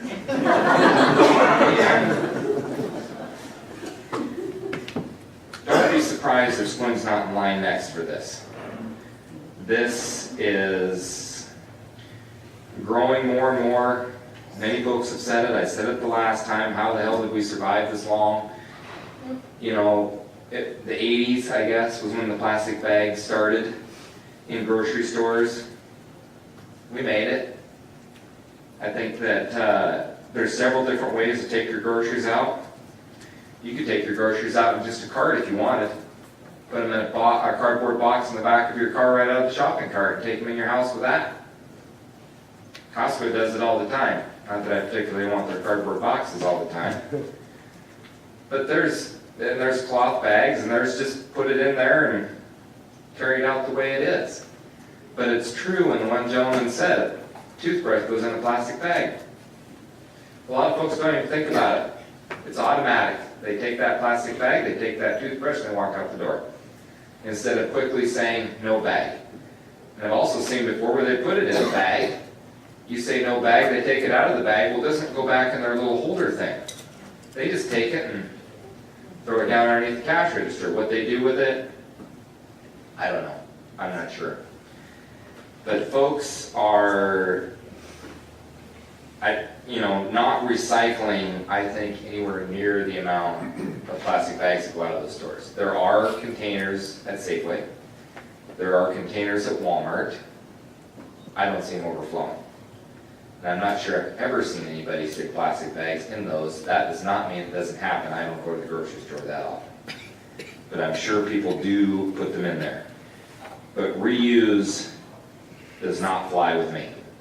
Reuse means I'm going to use it once for some other purpose, and it's going to its final destination, which is where it was going anyways. I would rather see it recycled than reused in this one instance. So I'm for this, but there are some changes that need to be made. I'm not a fan of the $250 fine. I think I'm going to agree with Sherry see what happens if what these retailers, and maybe we can reach out to these retailers and see where they'd be at on these paper bags.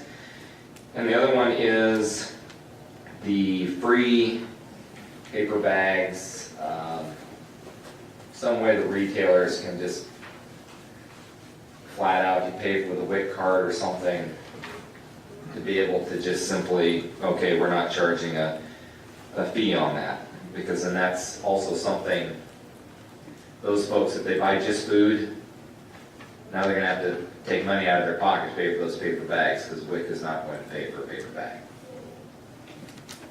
That's it.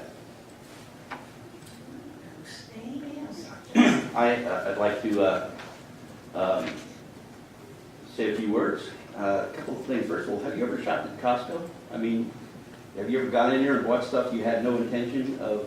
When I go to Costco, my shopping list starts out with ad hoc, and I go from there. So, and Costco doesn't provide bags, and so they're not concerned about the number of bags we bring in or don't bring in to the store. But a couple things that in my wanderings, I had the opportunity to visit with a young lady named Megan Davis. I don't know if anybody has met her. She is the waste reduction coordinator for the Clallam County Public Works Department. And Megan's job is to educate and coordinate waste reduction, and she does that through recycling programs. First, some of the things that Megan does is education and outreach in schools. Once a week, compost collection at both Franklin and Jefferson Elementary. Middle school waste reduction club in April. Classroom presentations ongoing per request from the teachers. The Trex plastic film collection competition, fall of 2018. She developed a master recycling composting program coming up this year. Partnering with Olympic Coast National Marine Sanctuary and Olympic Library System, Rethink, Recycle Fest on May 12th, by the way, this year at the Public Library from 11 to 4. So I don't know if you realize it or not, but we have a resource in our community that's already working on recycling programs, and I would like to see that recycling be more of an education process in our school system and in our community, as opposed to some of the things that we're talking about tonight.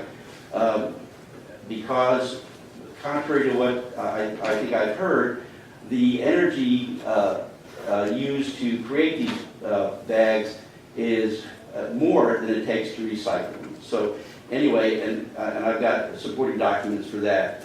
The second thing that I would like to point out that is we've talked about seeing these bags all over the place and litter and so forth. And I'm not sure you're aware, but Washington State already has an anti-litter law. And you may have heard the term litter and it will hurt. It's Revised Code of Washington 70-93-060. And it says in part, no person shall throw, drop, deposit, discard, or otherwise dispose of litter upon any public property in the state or upon private property in the state not owned by him or her. So we already have a litter law in place. And how's that working, by the way, Mike? My point is this. What makes us think that adding another ordinance to the already existing state laws will clean up our city any more than it already has been? You either have self-respect and civic pride or you don't. No amount of legislation is going to give that to you. People that come to our city are more impressed by the fact that our city is clean because people want it that way, not because we've legislated it to be that way. And so I think it's a more important, stronger message being sent that we have pride in our community and we're going to clean it up and we're going to recycle to start with. I don't like, Bill, with all due respect, I do not like the way this ordinance is written, and a lot of the sections of it have already been commented on. The ones that have struck me, first of all, was obviously the penalty phase, also the charge for the bag, the 5 cents. I don't think we should be dictating what the minimum charge should be. I don't think that's our purview.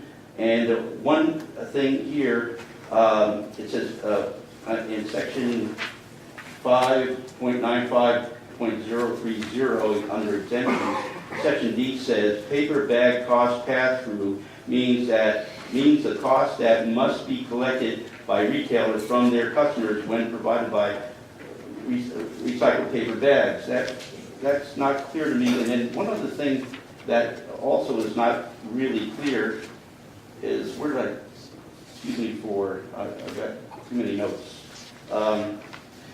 This one is a curiosity. Circumstances or situations unique to the retail establishment, such as the compliance with the requirements of this chapter, would deprive a person of a legally protected right. What does that mean? What legally protected right are we depriving people of under this ordinance? So there's too many ambiguities in this provision. There's things that need to be cleaned up. The enforcement part of it, again, I'm not in favor of having our police officers stand outside of Safeway issuing citations for plastic bags. For this evening's discussion, that's all I have to say, but right now, as the ordinance is written, I could not support it. All right, folks, any more comments? This is just a kind of a housekeeping issue. Is it possible, because of the length of this, I don't know if there's a precedent to have more than one hard copy available at City Hall if people don't have easy access to the internet, that they might be able to come down and peruse it? Is that something we've done before, or that we don't do for a reason? We always make hard copies available out in the front. I don't know how many we put out there. We could certainly increase that if we need to. I suppose probably we won't have multiple people showing up at once to read it, but so if there's a hard copy, that's good to know. I want to make sure people are aware of that, because not everybody has easy access to the internet or can manage reading on the internet very easily. Thank you. More comments? Since I was addressed momentarily, the litter law is working as well as education, which is why those plastic bags, in my opinion, need to be banned. There's litter everywhere, doesn't stop people from doing it. Obviously, I would think that in America, we are educated enough to stop throwing your damn garbage out the window. And there is garbage everywhere, in the middle of nowhere. I picked up a log truck that rolled over today. There was nothing but trash, and it was not from the truck. It's everywhere you look when you sit up there and you look around. And education versus fine, I don't know what it's going to take, but quit being so damn lazy and throw your garbage away. Keep it. Do something with it. Get it to a landfill, get it to a garbage can. I'd just like to add a few things. I do want to speak in favor of the penalty provision, because I think people respond in different ways to motivation. Some people are going to say, oh yeah, this is the right thing to do. It's basically garbage anyway. I'm not going to use it. Other people are going to say, well, I don't want to get fined, and therefore I'm going to do it. Ultimately, though, we're really talking about retail establishments. We're not talking about individuals. So the analogy to the litter law, to me, doesn't really fit, because we're not talking about everybody's actions. We're talking about the actions of a few stores.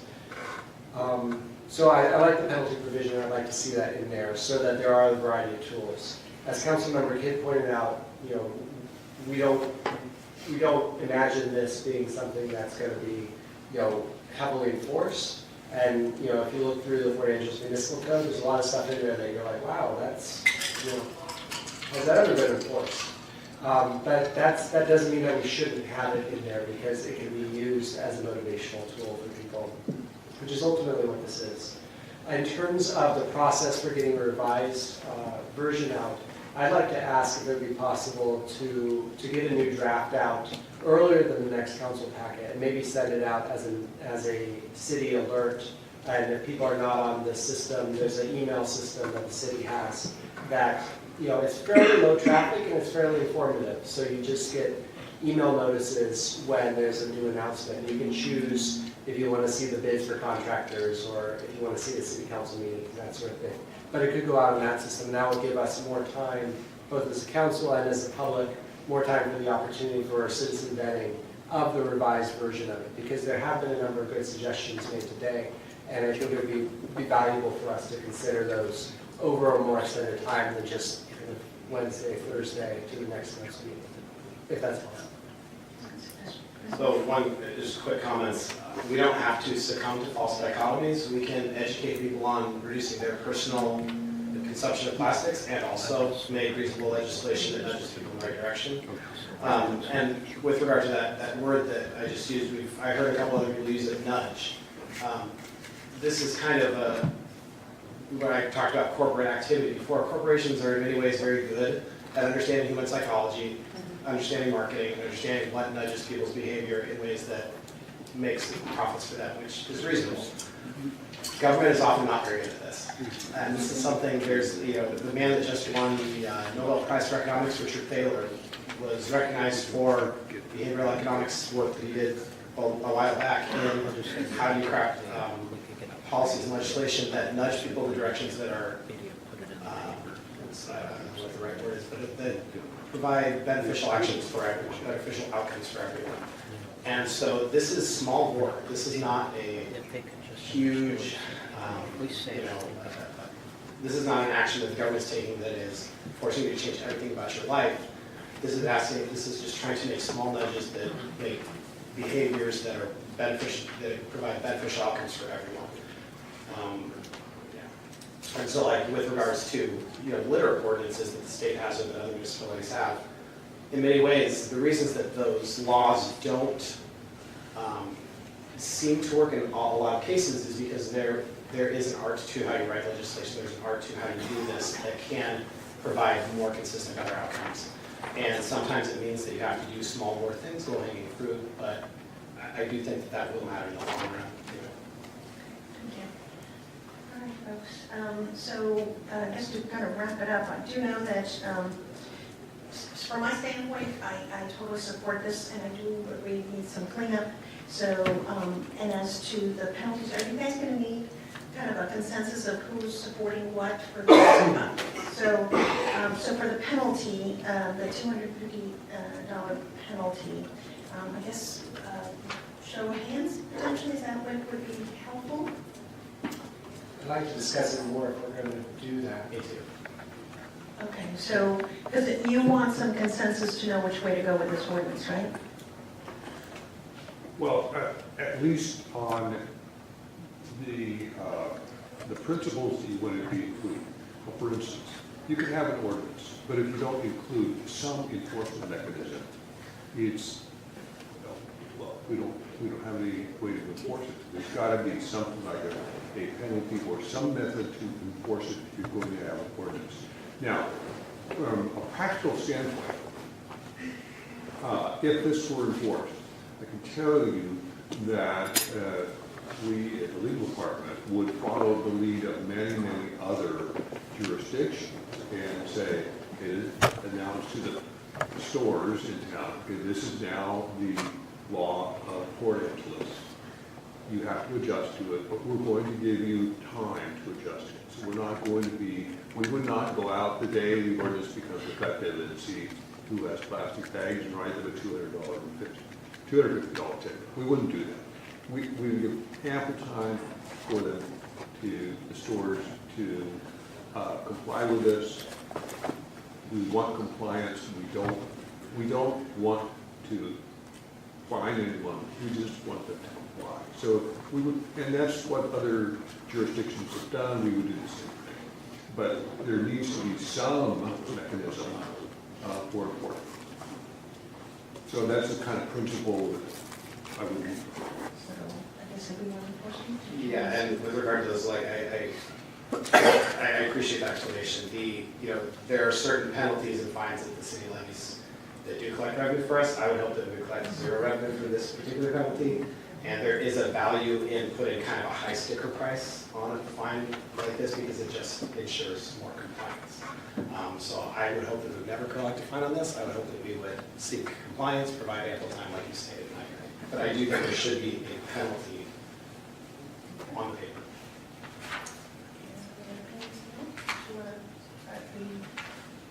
Yeah, so mechanisms for the penalty, I mean, there's this infraction, $250, not to exceed $250 fine.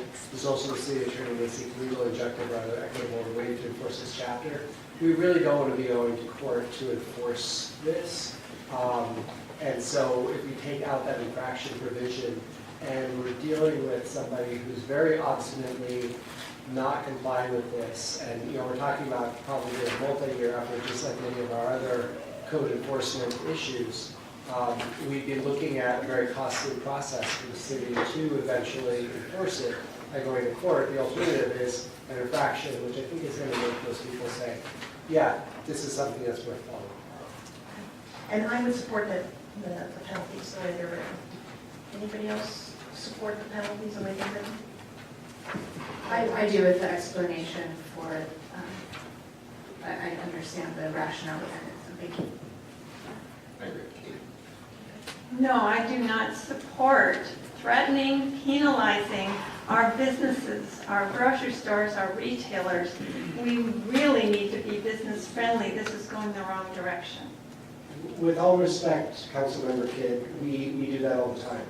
And, we inspect groceries, we inspect restaurants, we check to see whether they're protecting health and safety. And so it's something that government does routinely. And so this isn't an exception from the rule. This is generally the rule of how government protects people's health, safety, and welfare. First of all, if we put a penalty in there and we have no intention of enforcing it, that's not a penalty. But having said that, rather than if we're going to give them a grace period, if we have to have a penalty in there, let's do it incrementally. Okay, first offense, $50. I'm just making the story here. Okay, second offense, then you can make it $1,000 for the 10th penalty or whatever. But if we're going to enforce it, but phase it in and not say it's all or nothing. I would, if we have to have an enforcement phase, and I understand what you're saying, but again, and I'm not in favor of this at all. But if we have to have an enforcement phase, let's do it gradually. Okay, the first offense, now we got your attention. Second offense, and so forth. So you got about 5-2 on the penalties, yes, to move forward with the meeting. So is that enough, or do you need more? We do have enough, but I would like to just comment on the last comment, just very briefly. Attorney Blore did a good job, and maybe I'll just take it a little bit further. Generally, it's been the council's pleasure in the past, and I feel it's the council's direction now, that the penalty is not there for the first time or even the second time in many cases. This is for somebody who has an egregious violation because they have no intent of complying and there's no other way to get their attention beyond the penalty. Generally, with things like this, what staff does, they work very hard to first educate and then work with and actually go through a process that many times it's 2 or 3 times before we even consider the penalty. And it does say up to the $250, which allows the discretion. But I want the council to know that I believe that, as it has been with previous councils, that it's always the best intention to get voluntary compliance through education first, and then sometimes education takes a couple times,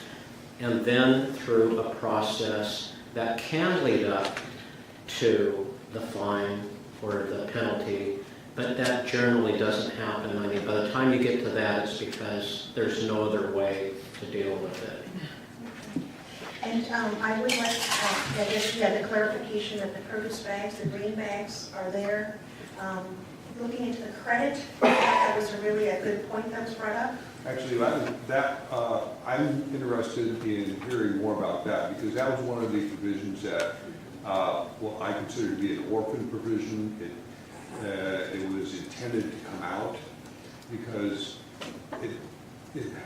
as I understand it, it doesn't apply necessarily so much to what is actually happening in Port Angeles as opposed to other places. And so if, I know that someone tonight spoke in favor of that provision. The green bags? Yeah, the green and brown distinction. Yes. Because in some communities, or in some instances, green and brown indicate a bag that is recyclable as opposed to a bag that's not. And so this is addressing bags that are colored that color but are not recyclable. And I'm not sure that we have that situation in Port Angeles. But we do have the green bags at the store that. Yeah, but they're recyclable. But they are not recyclable. They're not? No, They're but- for organic produce? Yeah, that's what I was going to say, yeah. The green bags signify organic produce, so if you have a clear plastic bag, that's non-organic. If you have a green plastic bag, it's organic. So that, in and of itself, would be confusing. So if the green bags are allowed, they should be recyclable green bags. And I think that's what's clarifying in the language. Right, and so this is, the ordinance is saying, if you cannot have a green bag that is not recyclable. Right. Just to clarify, that provision is about compostable bags, not recyclable bags. So we have plastics that are compostable, plastics that are not compostable. It's the brave new world of compostable plastic. And so how do people know which plastics are compostable, which plastics are not? And the color, the green or brown, I guess is often common for the compostable plastics.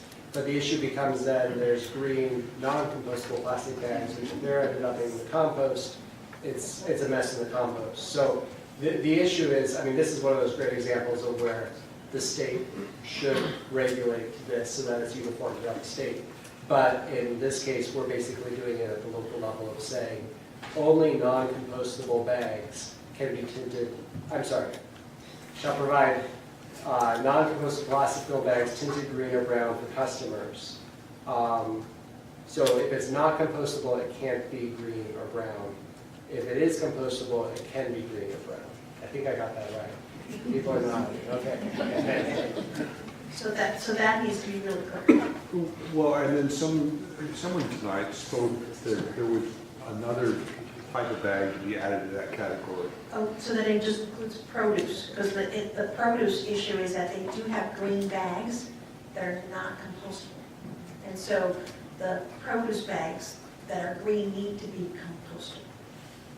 And if I may, I think, if I understand your question, the other piece was the issue of, in the context of charging for paper bags, just want to clarify if that's where you are, the issue of allowing a credit for bringing your own bag, which is what a number of stores, grocery stores in Seattle do. I get a 15-cent credit that I can donate or take myself for bringing a reusable grocery bag when I shop. Not all of them do that, though, so I think maybe is something we want to make as an option. Stores have that option. They don't need an ordinance to have that option. They can do that right now without any legislation. So I do want to clarify one significant provision, and there was a lot of discussion on it. It's the one where the stores would charge no less than 5 cents, and there was a lot of council discussion on that. And I could be wrong, but I got the impression that the majority of the council felt that it was at a business's discretion whether they charge or not and what they charge. And so that was one thing. I just want to, and if I'm wrong, we need to understand that. I'll clarify a little bit, and I'll go back to reduce, reuse, recycle, and maybe try and clarify some other points along the way. The ideal would be I bring my reusable bags and I fill them and I don't take any back from the store. That would be reducing the number of bags going out of the store. The paper bag is an option that isn't plastic, but it's more disposable, it's not gonna last as long, it's not gonna be reusable and durable. So the paper bag to me is a lesser desirable behavior than bringing my own reusable bags. So when I read it, I was saying, well, there's an incentive here. Yeah, I'm gonna be charged 5 cents or more for a paper bag. That's gonna make me wanna bring my own bags more, and plastic bags are just off the table at the checkout. So I'd rather see people moving toward more durable, reusable bags than just relying on paper bags if the establishment or the retail establishment is able to just absorb the cost of the paper bags, then there's no incentive for people to bring their own. That incentive for people to bring their own could be you're fine for the paper, it could also be you're credited for the reusable bag. So either way works, and that's why I think we go to Councilmember French's behavioral economics and look at, well, what's actually going to motivate behavior more. And some of that says that people are more motivated by a fine, but it's not an area that I'm very familiar with. But other people might be able to weigh in on the behavioral aspect of it. Anyone else like to weigh in on this one? I think we need to give the retailers the discretion of their sourcing, their suppliers, their costs, and not dictate to them. I don't think that's really appropriate. I agree with Sherry on that. That I was just sitting there thinking about the real retailer wants to charge $1 for a paper bag. Well, then that's fine. I won't shop there, or I will bring my own bag. One of the two. So that's their pricing, and their business is also going to affect their clientele and what type of clientele shows up there. So I guess the other part of the question is, do we want to put a minimum? No. So I'm not in favor of any minimum. I'm going to agree with Sherry on this one. So they could just give paper bags for free? Sure. If Safeway, makes X number of billions of dollars a year or whatever, they want to give out paper bags, then go ahead. If Swains wants to give out paper bags to support the timber industry because they're a local business, then that's fine. Or if they want to charge 10 cents, then 10 cents. If they want to charge $10, then...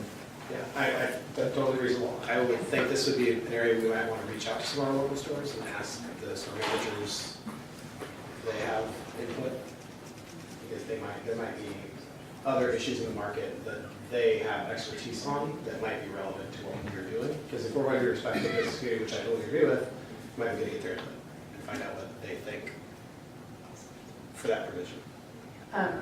I agree with what Councilmember French said, and I appreciate what the issue. I appreciate the issue of motivating people to bring their bags. I think the other potential business side of it is if we don't dictate and we end up in a situation where Safeway can afford to absorb the bag price and SARS Market can't, and SARS Market just opens and now nobody shops there because their bags are free at Safeway, which is, I think, probably a motivating factor behind setting a minimum, is that you don't have one store undercutting another. And I think, unfortunately, this one is not just really cut and dry, because I think that is another potential that we run into if we don't say you must charge this much for a paper bag. I agree. Is that clear enough? Well, actually, it's sort of a split, but we will try to get comments back as council requested. The other thing I will bring up too, because there have been a lot of changes and there will be some corrections in addition to the changes. We will ensure that we get this up on the city's website no later than Monday, maybe later Monday, but we'll get it up on the website to give plenty of time for not just the council but the community to take a look at the latest edition of the proposed ordinance. So again, we'll put that on the website, have it on there, and we'll have, for those that request a copy, we'll make sure they get a copy too. That's right. Thank you.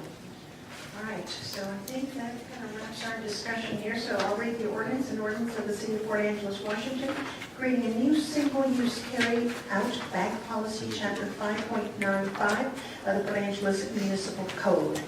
And so this will go on to, I said, we'll have a second reading, and it's, this hearing will be continued to March 20th. All right? Okay. We got through that, guys. Okay.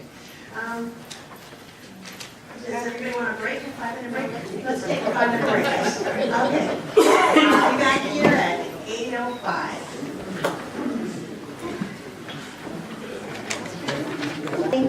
Come on back. Herding cats around here, huh? Okay. So is that presentation, I think that's where we should go next? For staff?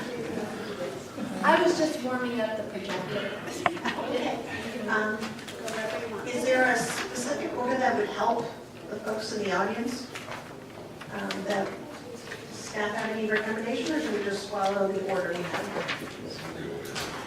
I assume everyone is here for the policy of purchasing and bidding. What are your plans? We have, Keeping an eye on you. Mayor and Council, we do have 2 employees that we have here that are waiting to go through the water use efficiency plan, and if we could do that one, then we can let them go. That sounds like an excellent idea. So, folks, we're going to go to other considerations. I-1, water use efficiency goals. So if I could just give a quick introduction, we have 2 memos here. One is the first water use efficiency goals. We're doing that first because that's part of the water system plan. Water system plan must by state law must get updated every 6 years. And we're at that point where we just finished the update. And you'll probably be asking why the water system plan is not in your council packet. The reason is this is the water system plan. It has every piece of detailed information you could ever want to know about our water system. It's here at the City Hall if anyone wants to go through it. I keep it near my desk because it has every bit of information one needs. So first part of this, we're going to go through the water use efficiency goals, which the council must approve as part of Washington state law. Jason Hart, the wastewater field superintendent, will be giving a short presentation on the goals for the city. Wonderful, thank you. Okay, thank you, Craig, for that introduction.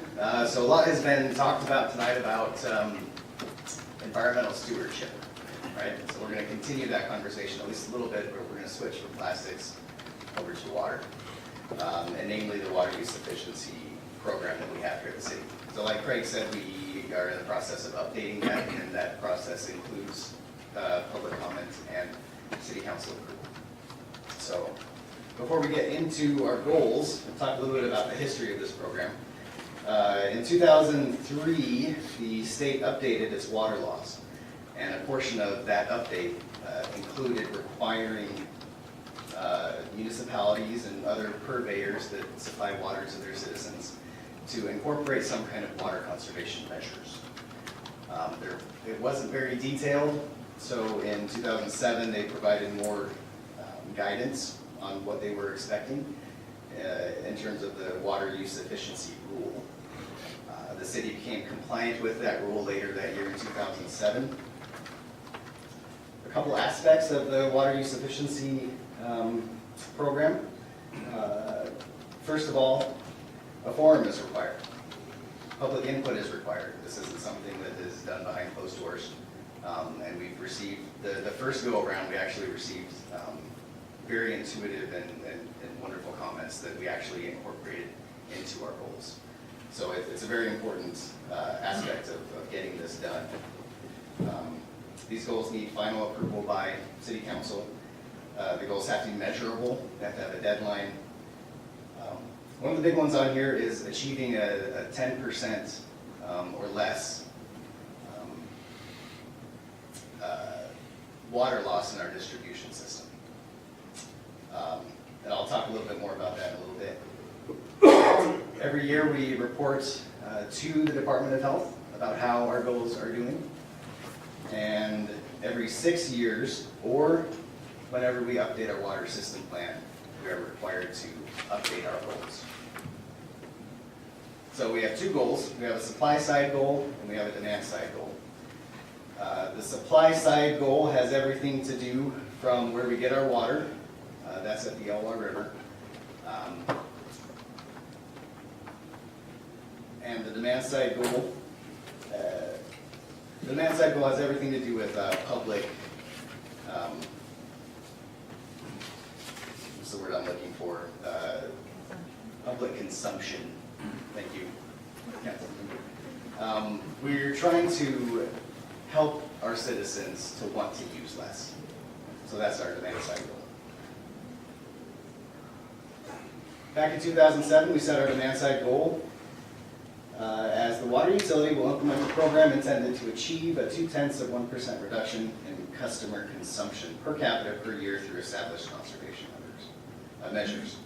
That is things like offering low-flow shower heads, other low-flow devices, including information on water bills to help educate the population on where they're at as compared to previous years. Visiting trade shows and other further public education to try to influence members of our public in our city to use less water. So that's what our goal was. Our new proposed goal for this go-around is exactly the same. We're not updating that one. We're going to keep that one exactly the same. It's been working very well, and we went through the numbers. We went through other options. We looked at other jurisdictions and purveyors to see what they were doing. We felt really good about this one, so we're keeping that one the same. Supply side goal.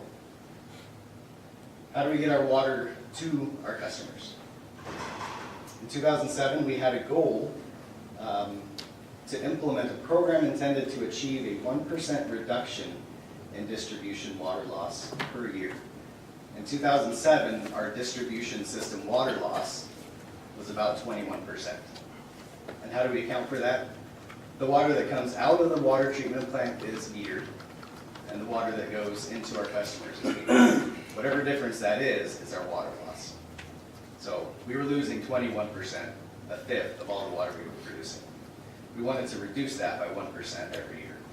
Do you have questions after or during? If you have a question, I'd love to hear it. So we measure what's coming in after the water treatment plant. Do we measure between the water treatment plant and the river? We do have a measurement, but so we get water from the Elwha rainy well. There are meters at the rainy well. We do have transmission lines from the rainy well to our water plant.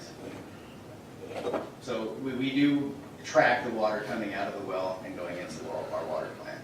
And we even have leak detection contracts to go out there and test those transmission lines to see if there is any leaks in those lines.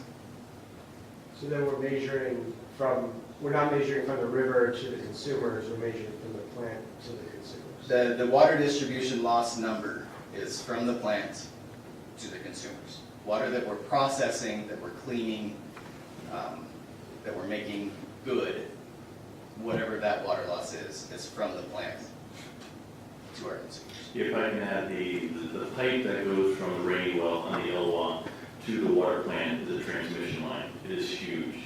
If we have a leak in that, we're going to know it. It's not like these 2 or 4 inch or 6 inch that might go on for a while. This, we will know when this thing has a leak. And I do have a question, actually it was from your previous slide, where you said from the demand side, I guess the goal was to reduce the 0.2%. Yes. Did we meet that? We have another presentation right after this of the water system plan. Jeff Bender, he's going to go over those numbers. Wonderful. Thank you. But in a nutshell, yes, we exceeded our goals for that. I'd just like to comment, this tremendous, that the reduction in supply side water system loss. And when I was first on council, I actually heard numbers larger than 21%. So, and regardless, it was huge, and it's down to 7%. So now, number one, you've identified sources of water loss that were not identified. Number two, somebody's doing a really good job here, because that used to be really problematic, and I'm delighted with the positive change. So thank you. Yes, and thank you for that comment. You kind of stole my thunder. Yes, we have done a whole bunch. We're currently at 7%, as Councilmember Kidd talked about. Our new goal we're not going to, our no goal is not to reduce by 1% every year. Our new goal is to maintain that threshold. We want to stay under 10% every year. The farther down you go, the harder it is to reduce more. Currently, we're at about 6.8%. We hope to stay around there or get even smaller. So what do we do to get those numbers? Well, we look for leaks. In the past, we have just let leaks that are in the ground that aren't causing infrastructure damage, we just let them be in the ground. We just let them recharge our aquifers. We stopped doing that. There's a picture on there of leak detection equipment. We purchased some equipment and we started hiring a contractor to actually go out there and find all of the phantom leaks in our system.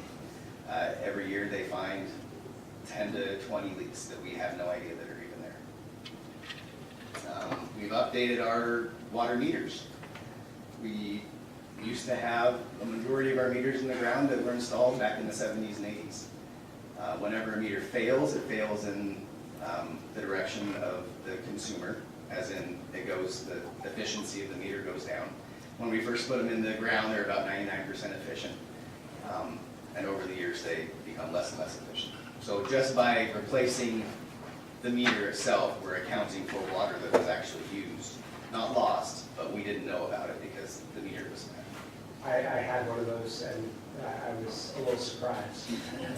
I was the victim of that policy. I've gotten a number of phone calls from citizens saying my usage went skyrocketed. We go out there and we look for leaks, we do a little more research and we find out that we updated their meter. Yeah. So for however long they were getting free water. Thank you. Yeah. Do you ever remediate I'm glad to be of service to our citizens. Do you ever remediate that in some way for the citizens to edge them up to the bill, or is it just always a big shock? It's actually rarely a big shock, but it occasionally happens. Obviously, it's happened here in this room. You know, because your meter reading goes back down to 0, so it's like there's a clue there as to what happened. And it's shiny. It looks new. If I can add one more thing for water bills, this is a good information for the council. When people say, well, my bill is skyrocketed, electric or water, a lot of folks don't understand that they think the bill is an even 30 days every bill, and it's not. It can be 25 days, it can be 35 days, and they need to calculate per day what that bill is, and then they can determine whether the rate or their usage has gone up or down. Yeah, my business has an extensive spreadsheet for my utility bill side. Okay, now Councilmember Kidd, here's my thunder. Does it work? We've historically bounced in between anywhere from 15 to 20 or more % water loss in our system. 2007, we were at 21%. The goal back then was to reduce our water loss by 1% a year. And this is the line for that. This is the actual water loss reduction. We initially had a bigger water loss reduction just by accounting for water that we used that we never accounted for before. The further reductions came with water meter changeouts and with leak detection activities and fixing leaks more promptly and whatnot. So this final line here is just our goal. So our goal is to not bob above that red line anymore. So this is just for the municipal users, right? I mean, so we're not talking industrial users. This is all across the board. So it is in the industrial user. No, this is just commercial and residential. Okay. You're referring to the industrial pipeline. Oh, it is. That's a separate Okay. issue. Because this is the water system plan is for through the Department of Health consumption. So This refers only to treated water at our water plant. We do have untreated raw water that we supply to the McKinley mill that's not accounted for in this goal here. Will it in the future, once things get going, in a couple of years down the road, is that something that we would want to include to kind of see where we're at with that? It's in the water system plan for everybody. It will not be part of this, the plan. One of the things to determine the water use efficiency of the industrial pipeline is to get accurate meters, which we don't have. And they are very expensive. It's a complicated, it's not simply tying a meter to this pipeline. The pipeline's 5 feet diameter. Right, and I know So that we've had the, I mean, this has Right. been a long-term discussion, and I know that's one of those things that, you know, I think in the future, if we can just plant the seed to make sure that we slowly get there. Just on that note, while we're talking about it, there's two things I think with the water use efficiency. One is the water that we value add and we treat and is then, you know, more precious because we've invested more resources into it. What's the efficiency from that point to consumers? But also there's a question of how much water we're taking out of the river relative to how much water we're using. And the Elwha River is a losing reach in its lower part, and it's losing water to the hydratic zone. That's where we take the water.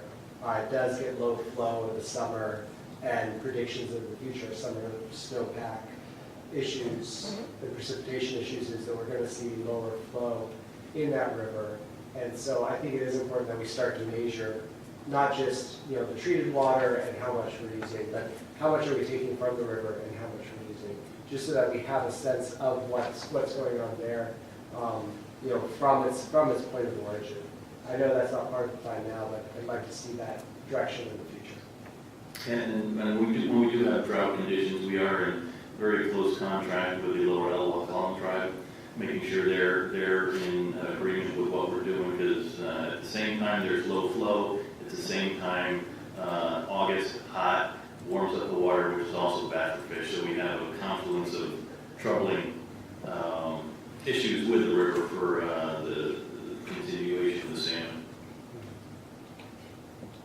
Okay, thank you. So our timeline for getting these goals approved, on February 13th, we took these goals to the Utility Advisory Committee, and they forwarded a favorable recommendation to get these approved by City Council. A couple days later, the city published a public notice about water use efficiency public forum, which is what we're going to have today. So today we're looking for comments from the public, comments from City Council, and hopefully ultimate approval of these water use efficiency goals. Thank you. Is there any questions? So one thing on the supply side is we're looking at 10% or less loss. And, you know, if we have, and I think that's 10%, is that per resident? So that the 10% is the total that is produced at the water plant, minus the total that is consumed at our consumers. Yeah. Whatever that middle ground is the actual loss of water. I think when I was reading through it, I was curious if we could get that as both a percent and then also as a total CFS or acre feet or whatever unit we're talking about at this scale.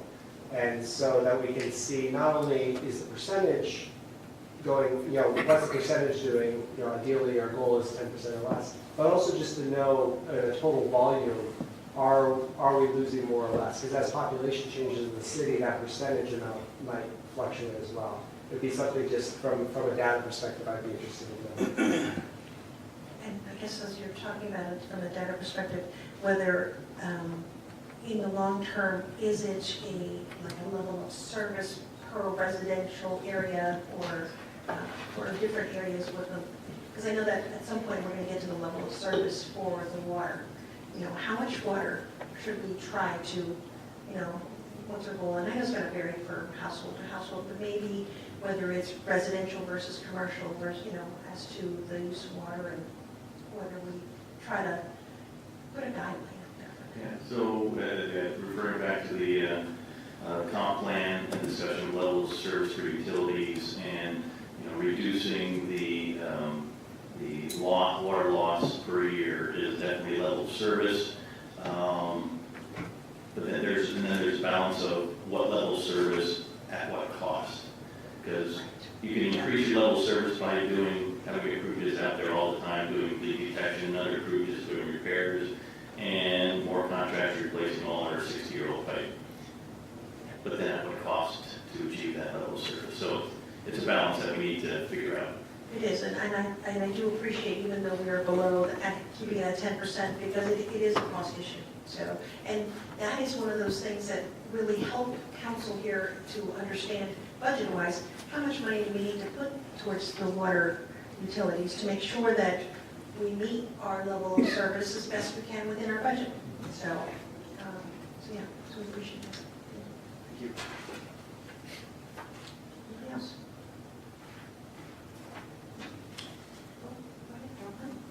I think we're done with that. Two questions from council. All right, let's hear a motion.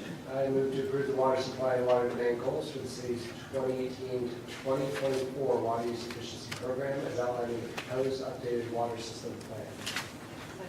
And thank you for the presentation. I second that. All right, so we got a motion on the floor and a second. Any further discussion with council? All right, all those in favor of the motion, please say aye. Aye. All those opposed? It is unanimous.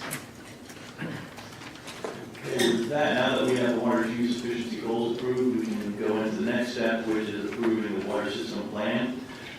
With that, we have Jeff Bender, one of the engineers in our engineering department, covers water and wastewater project. And I'll turn it over to Jeff for an outline of what the water system plan is and what has changed since the last one. Thank you. Mayor, Council, I'm presenting tonight the water system plan update.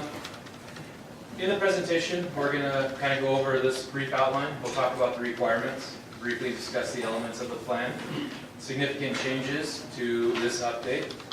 We'll talk about our assets, our customers, our service area, as well as our water use demand forecasting, our capital facilities plan, just kind of a sneak peek at that, and the approval process. So the water system plan is required in the Washington Advisory Code or Administrative Code 246-290. Within that code, as well as the Water System Design Manual, it provides guidance to the water purveyors or the water systems of what's required to be in the plan. This is our plan, quite hefty. I encourage any one of you to read it through. The Washington Department of Health is the state organization that oversees the program. We submit the plan to them. They provide us approval when it meets the requirements that are set forth in the WAC. Additionally, their approval of the plan allows us to move forward with doing specific projects that are outlined in the plan without having to go to them every time for a Mother May I approval, with the exception of emergency repairs. If there's an emergency, we do the repair. Also, to note here, the previous plan was approved in 2010, which means it expired in 2016. The reason why it's 2018 and the plan is being sent out for final approval focused mainly around the fluoride issue. We didn't want to push a plan out in 2016 knowing that sections of it could be obsolete in 2017. So we held off moving forward with this until we had a final decision. The purpose of the water system plan is for the water utility to demonstrate the system's current capacity as well as how it will address future and current needs. The goals that we like to think about for the water system plan is how to best use our resources, as well as providing a high-quality service to our customers, protect public health, and it gives us an opportunity to look at a short-term 6-year planning cycle as well as a long-term 20-year planning cycle. The water system plan is composed of 9 chapters or 9 sections essentially, which is about that thick. That's the meat of it. The rest of it are backup documentation and appendices. So you can see the 9 sections listed here. I won't read those off to you guys. We're going to look at our assets here. and kind of talk about the systems that are the utility. So our supply is the Elwha River. And our main source, or our main way that we draw water out of the Elwha River is through our Randy collector, which was put into service in 1977. Since then, with the dam removal, they have put in a gravity system that can also feed our municipal system that was mainly used in the past for our industrial supply to the mills, as well as a Elwha water treatment plant with fish screens and way to treat sediment during the dam removal process. The Port Angeles water treatment plant came online in 2010, and that's now where we do all of our treatment of the source water before it goes out to our customers in the distribution system. It is a 10 million gallon per day capacity. It's what its production can be. When we are producing water, we produce enough water to meet the demands of the customers each individual day. The storage, we have 5 reservoirs. One of our reservoirs is celebrating 100 years of service this year. It's the East Street Reservoir, constructed in 1918. The newest reservoir, or youngest reservoir, was constructed in 1966. Now granted, they are not all in their original condition from 1918 to 1966. They have had repairs done to them. They've had upgrades such as hypalon liners, covers, floatable covers, coatings repairs, just maintenance and upgrades to keep them up in service. There are multiple, the total capacity is about 18 million gallons, or is 18 million gallons amongst those 5 reservoirs. We have multiple booster stations spread out through the system to help increase system pressures, as well as push water from our medium zone, which is the main section of town where it's kind of on the same elevation as the water treatment plant, up into our high zone, up towards the college, the high school, up that area. Can I ask you a question? Sure. So you said we have 18 million gallons in the reservoir. Is that, would you consider that to be the right number? Too much? Too little? Depends on which area you're looking at. If you're looking in the high zone, it's probably, because they're spread amongst, and sorry I didn't provide a breakdown of which ones, I could look it up if you'd like to know the answer. In our high zone, we kind of lack a little bit of storage. In our middle and low zone, we have sufficient storage. We have storage that exceeds the minimum that we would need. So as a whole for our utility, because we have the booster stations and the ability to move water around, I'd say we are exceeding the minimum required, but we do have some capital improvement projects to increase storage potentially in the high zone, which would be up by the high school. If I can add, just give you a context, so 18 million gallons, depending on the time of year, consumption is about 2.5 to 3.5 million gallons. So you're looking at about 6-day supply. If there's major catastrophe and everybody restricted to 2 million gallons or 1 million gallons, you could have 9 days or more storage capacity. You look at it 6 as an average, 6 days. So the high side, what's their number of days storage capacity? Just since we're on this topic. Because of the booster stations, we can move water around. So it would be citywide. I'll get into our average day demand here in a little bit, as well as our max day demand. Yeah. But because we have the ability to move water around through our transmission system, we can get water where it needs to be. Like if there was no electricity, what would the number of days in the high side be? I guess that's what I'm getting at. Okay. And it's okay, no need to look at, I just thought we were chatting on it and maybe. James, do you know by chance the total number of gallons of storage in the high zone? Mill Creek? Mill Creek is 7 million? Yeah, Mill Creek 7, Peabody's 1. So, and those both are in the high zone. So Black Diamond 7, Peabody's 7, Mill Creek's 1. Okay. So our Black Diamond area, 7 million gallons, that's medium zone. Mill Creek is the high zone. So we have 1 million gallons in Mill Creek, but to determine how many days of storage that is, we'd have to look at the residents tied directly to that reservoir versus the citywide average day demand. But you figure if it's 2 million gallons a day, we have a half a day. Specifically for that reservoir, if there was no power and our generators failed.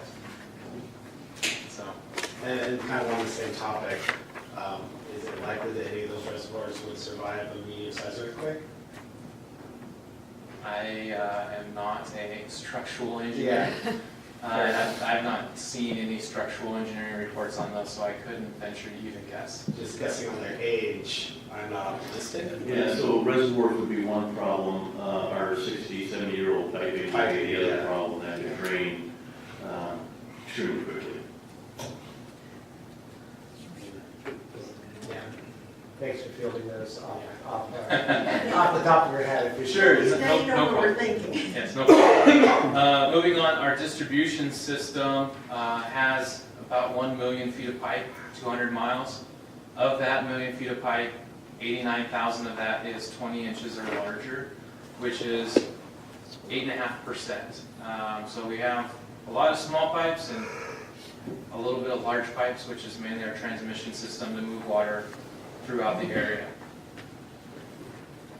We also have our monitoring controls. So we have SCADA, which is a supervisory control and data acquisition system.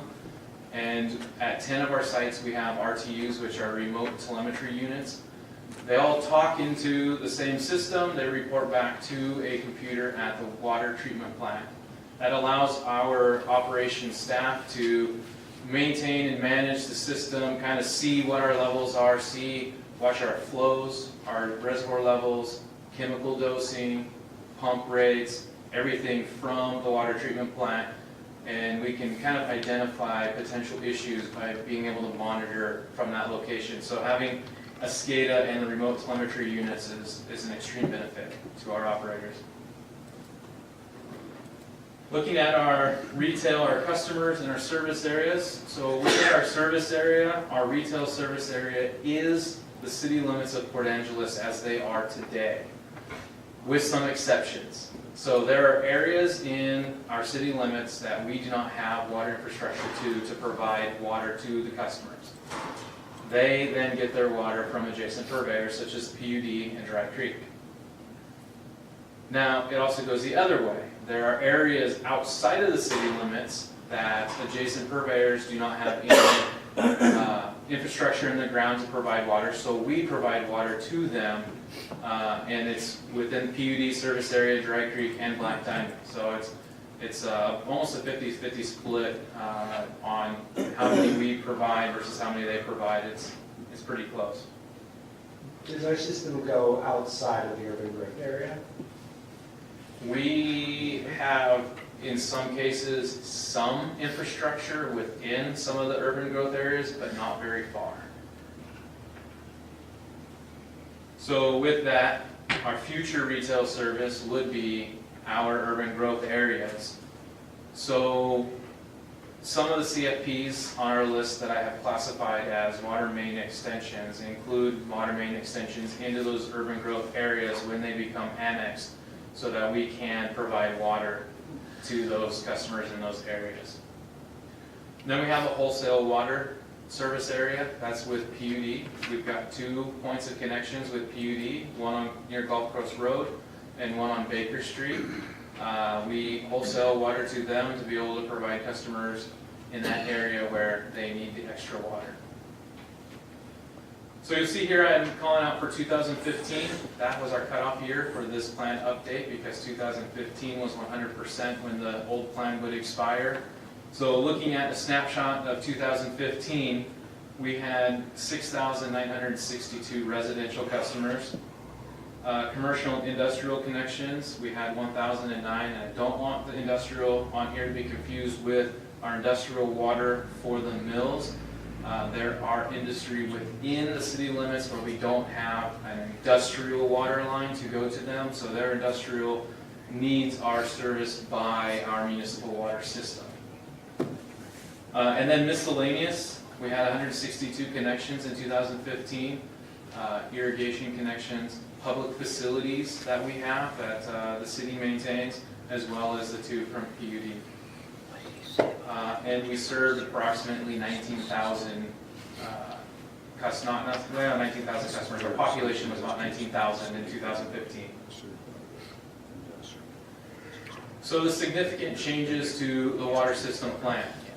Description of the water system. In 2010, the Elwha dams weren't completely down yet. The water treatment plant was just barely put online. The lower Elwha plant was still being built, constructed, and dealt with.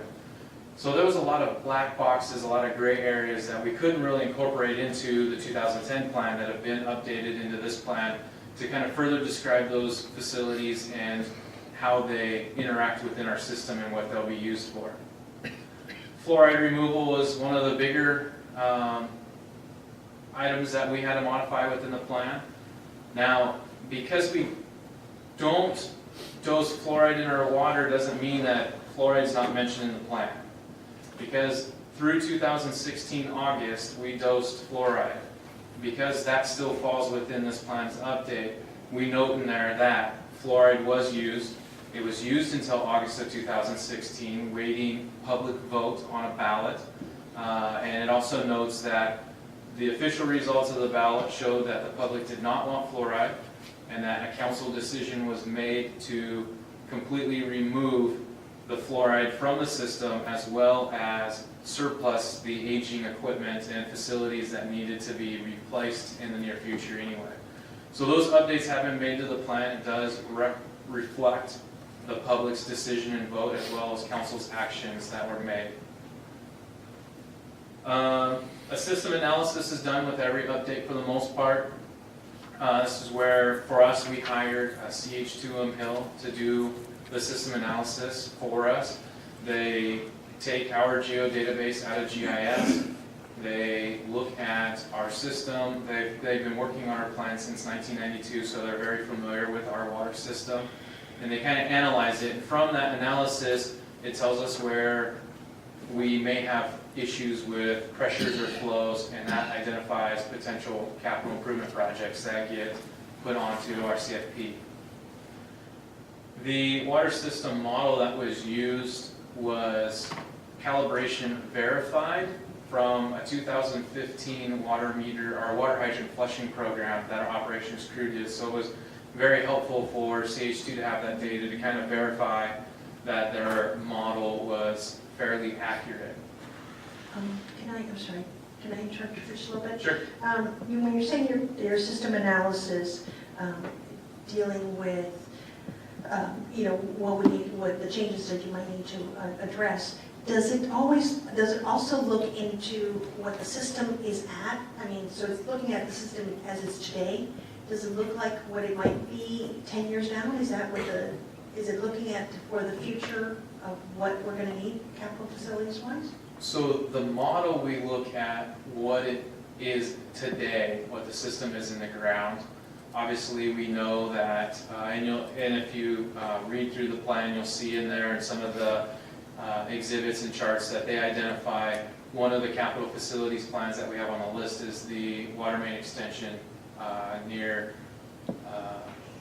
the airport, down from Airport Way all the way down to Lower Elwha Road and around to kind of create a loop to provide service. So it takes that into consideration, but the model itself is based on what pipes are in the ground today as it sits, what position the valves are in, and the configuration. So we could use it if we wanted to look at, well, what if we needed to put a pipe in here? What would it do? What would we need?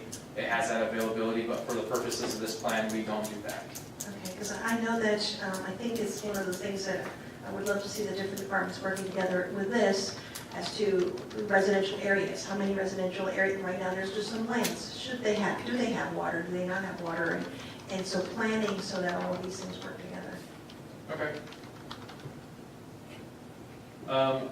We're gonna, with the updates, our water demand changes yearly, so we have to update the water demand, as well as with the plan being updated, the water use efficiency, which you've already had a presentation on. So those are the main 6 bullet points of what updates have been made to the plan. So we're going to look at water demand here for a little bit. The yellow line is our average daily demand. That is how much water was produced in 365 days and how much was, and then divided by 365 to figure out the average daily demand on our water treatment plant. And you can see the average trend, though not as large, is downward trend. The MDD is our max day demand. That is the one day in the entire 365 days in the year that had the highest demand on our water system. Typically falls in the late July, August timeframe. And you can see on that, it kind of bounces all over the place. Sometimes it has to do with, like in 2015, I have a note later on that because it was low flows that we had water restrictions implemented, sometimes that data gets a little skewed just because of the conditions of our water source. But the point behind this slide is to show that the trend is trending downward in a conservation manner and less water use. And that's a remarkable trend from 7 million gallons per day down to 4 million gallons per day over almost 10, less than 10 years as like the max. That's the max day consumption in 10 years, yes. It's a significant reduction. And so is that just people not watering their lawns as much? Could be. It could be people not watering their lawns. It could be from drought and needing to restrict water. It comes down to leak detection, making sure that we're keeping our system in good shape, the maintenance that we do. It comes down to a lot of factors play into that, but just making sure we kind of just put the word out and educate our customers is one of the bigger things, which is why with the water use efficiency goals that we had set in 2007, and this starts, the year prior than when the goals were started and actually implemented in 2008. But you can see the education, outreach, the work that our operations crew do to make sure that we detect the leaks and water losses within the system, because whenever a water leak is there, that's a demand on the system. We don't differentiate that in this particular chart. So there's several factors. Yeah, I think the leaks would show more in the average than in the maximum, but I might be mistaken about Well, if you had a leak on that day, that. Oh, good point, okay. or if you had a leak in that area that's been there for several weeks and it happens to fall through that summer time frame, it's a factor, but not necessarily the leading factor. In water use, you'll see these graphs also trend downward. The yellow line on the bottom is the other. That's our irrigation use, our public facilities, PUD connections, everything that I kind of classified in the other. Though pretty steady, it has reduced the amount of water consumption. The commercial is the next line up. That similar, pretty steady. They're one of our lower uses, but still the downward trend in saving water, water conservation. The lighter green line, the third one up, is our residential customers. You can see that's where the most significant reduction in water use has been, and that's where our public outreach and education has been successful. And the red line just kind of is the total of all of those broke out. Just kind of shows the trend downward. It shows that in 2006, our consumption was near 3 million gallons per day on the average daily demand, down to now less than 2.5, so about 2.25. It's a great trend to see. Looking at forecasting, which is one of the things that the Department of Health requires within our water system plan. 2015, this is that superscript I was talking about. The average day demand, we actually use the 2014 data, and the maximum day demand, we use the 2013 data that we had for future forecasting, because we felt that it better reflected what the water system actually would have been if water restrictions and drought conditions hadn't been present. So with that, you can see our population growth that we used was 1%, which is consistent with our comprehensive plan. And we're hoping in 20 years from now we have some population growth. But you can see that the changes in the average daily demand and the maximum day demand are pretty minor. We're hoping that even with the growth, with the continued education and conservation, that those won't have a large increase on our system. So when you're forecasting growth, are you considering annexation as well? In this particular update, we did not consider annexation. We just considered growth based off of the 2000 census and 2010 census, as well as what our comprehensive plan used. I'm going to look towards Nathan to see, but I don't think so. That's correct, I don't believe it factors in the annexation. Thank you. So looking at our capital improvements, projects identified in this update of the water system plan are consistent with what were approved in the capital facilities plan by council in 2017. In the update that'll be coming forth this year, we have 32 capital projects, 10 water main replacements. 9 of those are system reliability. 8 are fire flow. Fire flow is one that we identify through our modeling areas that we see that may have potential low pressure or dead end lines that could benefit from extending it and creating a loop system. We take those into account and we try to get those scheduled onto our capital facilities plan. 3 maintenance projects and 2 water main extensions. So as you're reading these things, I guess it points out that this is the level of service that we want. Because you want those water main replacements because they got to a certain level, right, of usage.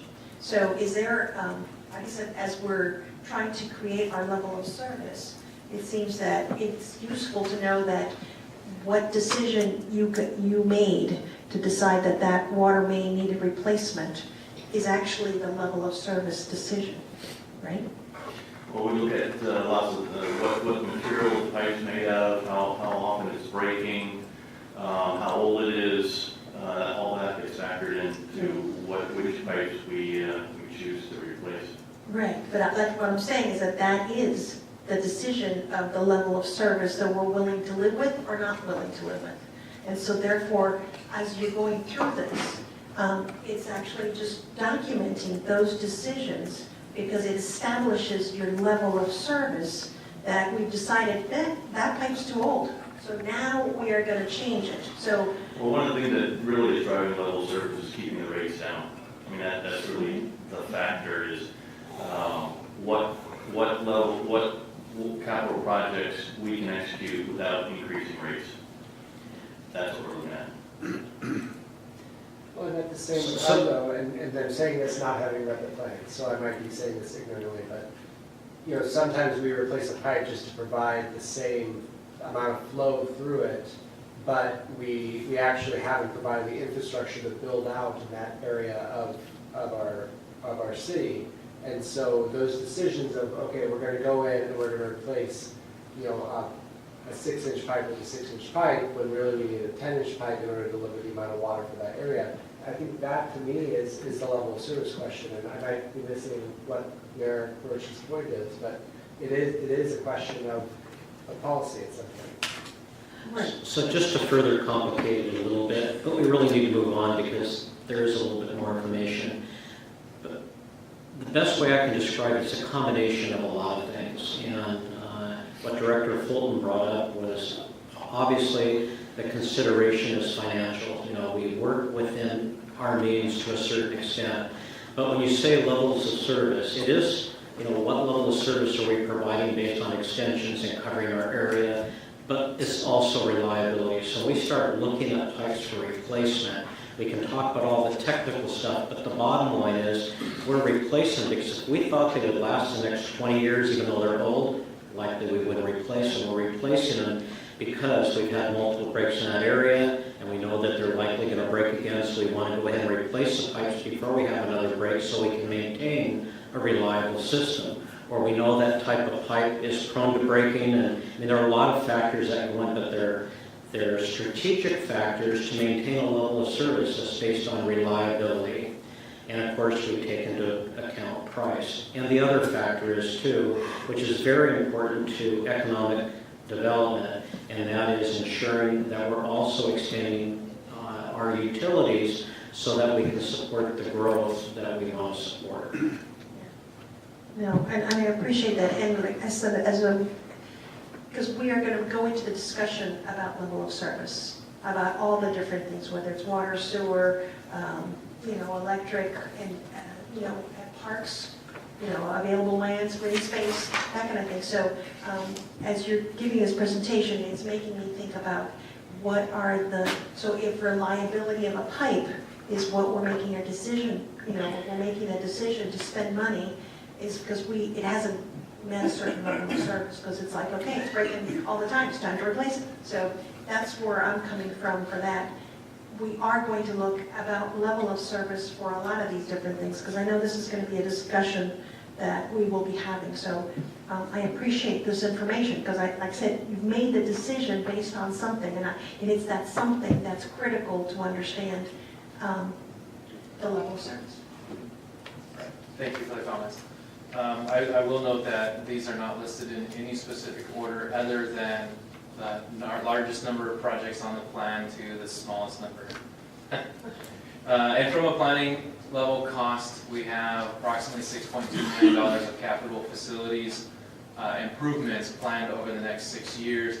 Those numbers do include design, construction, administrative costs, project contingencies, legal review of our plan sets from A to Z.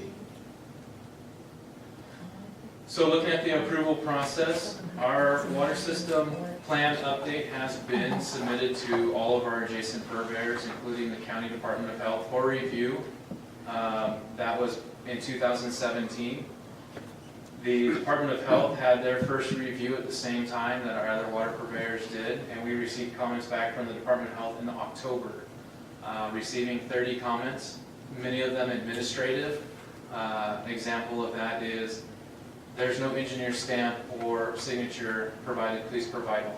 There's no documentation related to the public hearing or the public meeting and council approval, please provide it. It's stuff that doesn't get provided until the plan is in its formal shape. And so with the exception of tonight's meeting and the meeting minutes and the outcome of tonight, this plan is in its final form. It does have all of the comments required or brought up by Department of Health addressed, as well as a few other minor changes that we addressed in the process.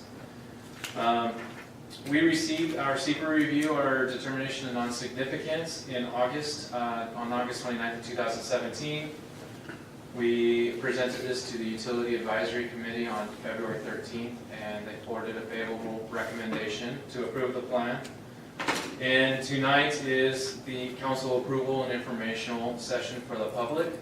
And with the outcome from tonight, if the plan is approved, it will be provided. We will insert the final updates or the final documentation from tonight's meeting into it and submit it to Department of Health for final review and acceptance. So our recommendation to you tonight is to approve the water system plan, enabling formal approval by Washington State Department of Health. I'll field any other further comments. Council, any questions? I must admit, I feel a little odd not having read the plan before approving the plan, because we usually do, but I know it's a, and it also made me think, are these plans, can we borrow a set of plans just to browse through for the future? It's a public document, you can pick one up, you can pick one copy up if you like. Okay, thank you. I appreciate knowing that it's there. We'll have 5 copies available that we have up in engineering. Once the rest of the documents are provided to the consultant, we will also have a PDF version of the plan in its entirety available And obviously the plan is not final until Department of Health approval. Sounds wonderful, thank you. All right, council, what would you want to do? I move that we approve the water system plan enabling formal approval by Washington State Department of Health. Excuse me, second. All right, so we have a motion on the floor to approve this. A motion and a second. Any discussion? I really appreciate the presentation and your fielding our questions, and just so people know, some of my questions are coming at it from the perspective of how do we make our goals measurable, and how do we, understand where we're going in the long term with those things. So thank you for fielding those questions. I do have reservations about approving a plan that has not yet been made available in the council packet and more generally, but I will be voting yes for this despite that. But hopefully that's not a practice that we do much in the future. I always love getting a peek under the lid at the technical work that goes into some of the just everyday runnings of city business. We take water for granted, and it's really impressive to see the work you guys do. So thank you, it was a great presentation, and I also want to thank the Utility Advisory Committee for being under the lid, that's so that I don't have to. All right. Any more discussion? I too want to thank you guys. That was a really good presentation. It really got the point across. I learned a lot, so I appreciate that. All right, so we've got the motion on the table, and the second, and so the motion is to approve the water systems plan. All those in favor of the motion, please say aye. Aye. All those opposed? So it passes unanimously to approve the water system plan. So thank you. So we can go back now to G1. And I know G1 and H1 we're going to become get done together. That's correct. They're very interlinked in the ordinance and resolution that we're putting together. They both have concern with the financial policies or what we had previously. To summarize, we went through a process of reviewing the financial policies. There were a number of things that came up. Fireman's pension was one area where we needed to address. We had a board meeting with the Fireman's Pension Group who determined that they wanted to go with wording that would state the general fund would pay ongoing expenses as opposed to being actuarially funded on an annualized basis. We also had an analysis done by the State of Washington Investment Group, who recommended some changes to the wording in our financial investment policy. And we were advised by our state auditors to put into formal one-place documentation that addresses how we handle our grants and that we follow the grant OMB requirements put forth by the federal government. And so although we were following all the requirements, they wanted to see one combined document as opposed to going to the HR document and going to financial policies and going to engineering policies on how we handle things. So those were all combined. So to summarize, we are streamlining and creating an ordinance also, excuse me, there was one more thing, for the purchasing and bidding policy. We had the first reading last council meeting. This makes the purchasing and bidding more visible to vendors who go into a bidding process through the ordinance and codifying or codifying, however you want to say it, the document and making it very clear what our standards are, as opposed to having something approved by resolution, which is something we still adhere to, but doesn't have the same visibility. So So we are asking you to conduct the second reading of the ordinance. And although I put approve the ordinance, I actually want you to adopt the ordinance. And rather than adopt the financial policy resolution, I would like you to pass the resolution. So if you have any questions, we're here for. All right, folks, any questions on that? Could you clarify a little bit of the fireman's pension, like what that means? I mean, in non-financial terms for those of us who, will never have a pension and don't know, the nuances of it. We have a group of 4 firemen and 1 spouse that fall into this plan. It's a pre-left city-run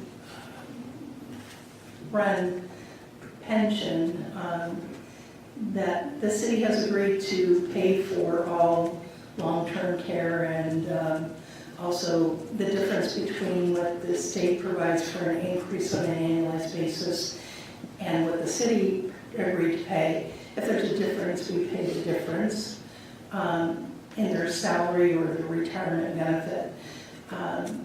We've run into a little bit of a difficulty this past year.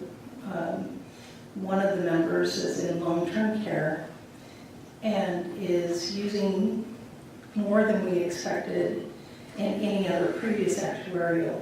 When you go through an actuarial, you're determining basically how long people are going to live, how long they're going to have medical services, and he is, this one member is using quite a bit of medical care that would not be in any normal circumstance, already being in long-term care for over a year. This impacted the actuarial by us reanalyzing and saying, well, if it can happen to one, we have to look at all of them. It may not happen that way, but in finance, we take a very conservative look and try and project the most expense that you would ever expect to see, which put the fireman's pension in a situation where they weren't actuarially sound, meaning we didn't have enough put into the fund to pay for all of those future costs. It doesn't forgive us for paying those future costs, but in order for us to make them whole, the general fund would have had to come up with about I'm guessing now, over $300,000 to fund them actuarially. Whether or not all of that money would be needed in the future is another question.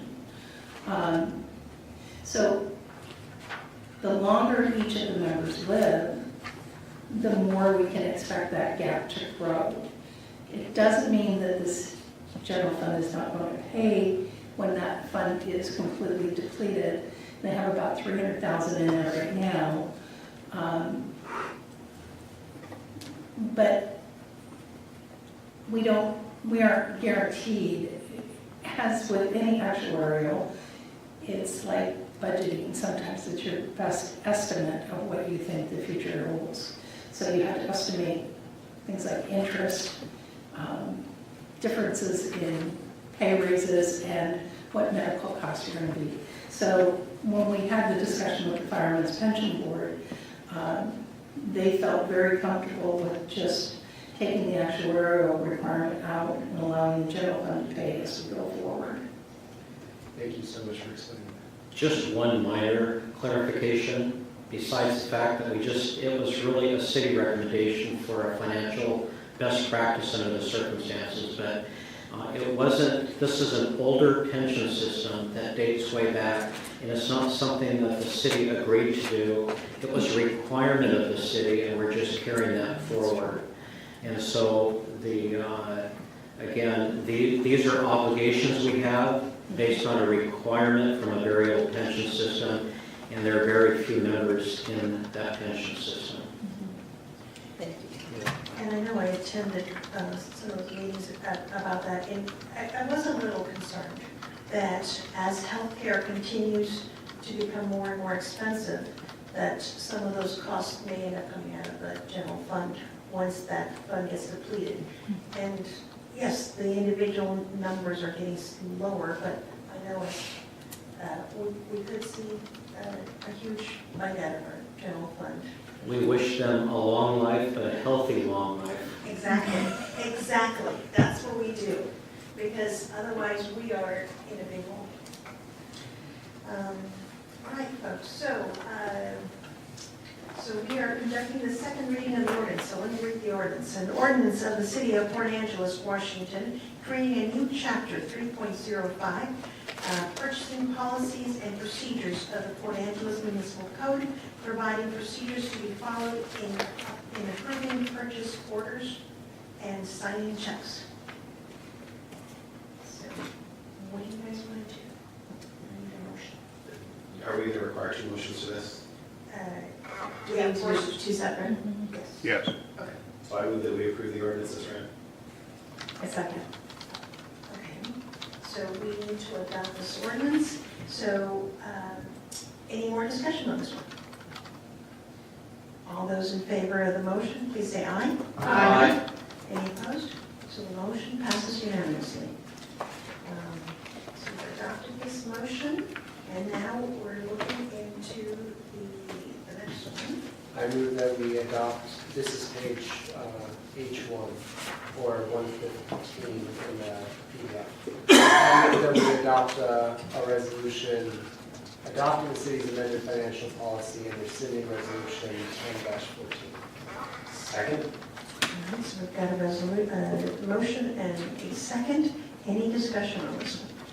I would just like to say, I know that we have a long-term goal of changing a lot of our financial policies and updating them, and I appreciate that you're not throwing it too much at us at once. I just had a question. We were asked to adopt the ordinance and pass the financial policy. Does the wording need to be different, or can we adopt this? I just want the wording to be correct so we don't have to go back and redo it. Actually, when I introduced it, I did ask to say, pass the financial pass. So is that the wording we need to use? I just want to make sure we're... So the motion, Yes, that would be appropriate. So instead of adopt, we should pass the financial policy resolution. Do you want to amend your motion? That's under. so we will pass this resolution. Is the second one accept that? Yes, I second. All right. So now we have a proper resolution and a motion in place in a second. Any more discussion? All those in favor of the motion, please say aye. Aye. Any opposed? No opposed? Okay, so it has been passed. Thank you. Okay. That is done. So we are on to appoint ad hoc committee to review applications of LTAC and Planning Commission. This is a verbal request from staff. Madam Mayor and Council, I'd be happy to speak to that item. Last year in 2017, city staff took on changing the process by which we appoint board members and committee members. And one of the changes incorporated changes of appointment to the Lodging Tax Committee and to the Planning Commission. And incorporated in code was an opportunity for city council, when you have multiple applicants for the same positions or multiple applicants for a particular committee body, the council has the ability to appoint an ad hoc committee. So at this point, we do have multiple applicants, both for the Lodging Tax Committee and for the Planning Commission Committee. And we would, at this time, recommend that council appoint a 3-member ad hoc committee to move forward reviewing those applications that we've now received for each of those individuals. So we need to appoint, so it's 3 of us that would serve on this ad hoc committee. And so, comments? Oh, so you're raising your hand as to volunteering? I volunteer. So I would suspect that we have a lot of volunteers for this. I was going to volunteer, Mike.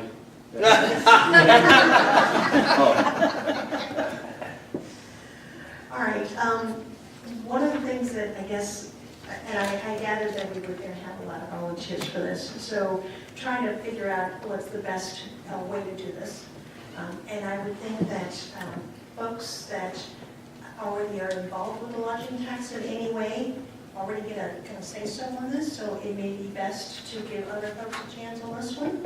I thought potentially that would be one way of, because like I said, participating in some of them may be one of that way. So, and then I know that some folks are a little light on their committee service, so maybe potentially adding that, the burden of participating in the committee. So, with that said, I guess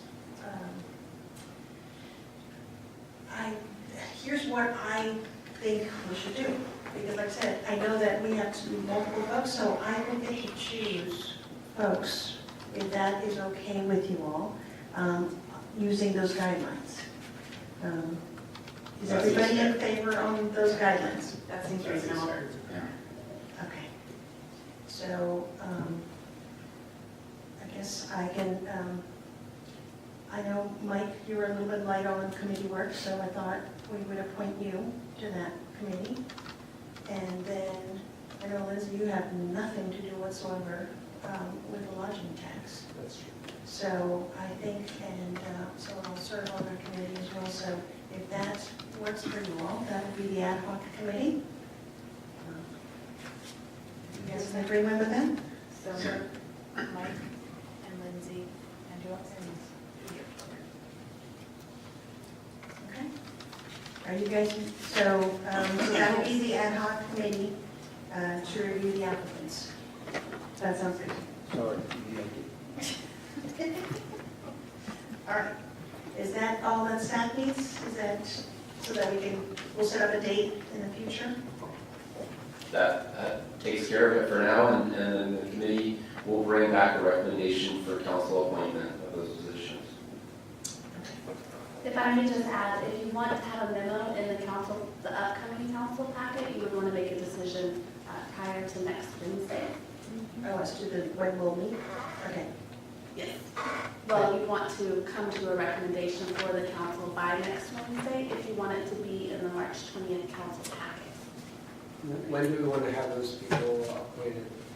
I mean, we want to go for the March 20th packet, right? At this time, we don't have a level of urgency for either of those groups. We do have 6 seated members of the planning commission, and we do, at this time, we do not have an urgency for a lodging tax committee meeting.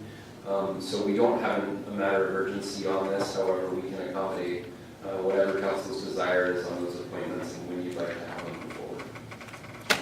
And I guess we'll also have to check schedules and when folks can serve as well. Okay. I do think it's important to include that in the packet though, for transparency's sake, so I want to see that happen. Maybe not March 20th, maybe it happens beginning of April. Okay, thank you. Okay, next, council reports. So, Late on the C. I'm sorry, late item. I forgot. You're right. Thank you so much. The AWC webinar.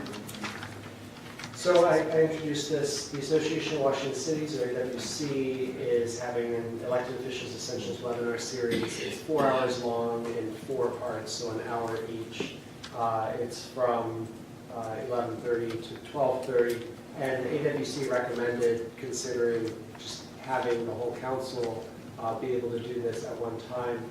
It helps to meet some of AWC's Certificate of Municipal Leadership program, which is a recommended program for elected officials of City Council. The first one is March 20th on roles and responsibilities of elected officials, May 22nd on finance, August 1st on planning and development, and October 11th on effective leadership and moving initiatives forward. The registration fee is $125, so I mean, doing it collectively is, I think, a fairly cost-effective way to do training for the City Council, and doing it that way as well, being announced as a public meeting, would provide an opportunity for members of the public to come and benefit from that educational resource as well. So what I'd like to do is suggest that we direct the city clerk to arrange for this series to be shown as a public meeting of the council with the first event on March 20th. What time? Oh, 11:30 to noon. I'm sorry, 11:30 to 12:30.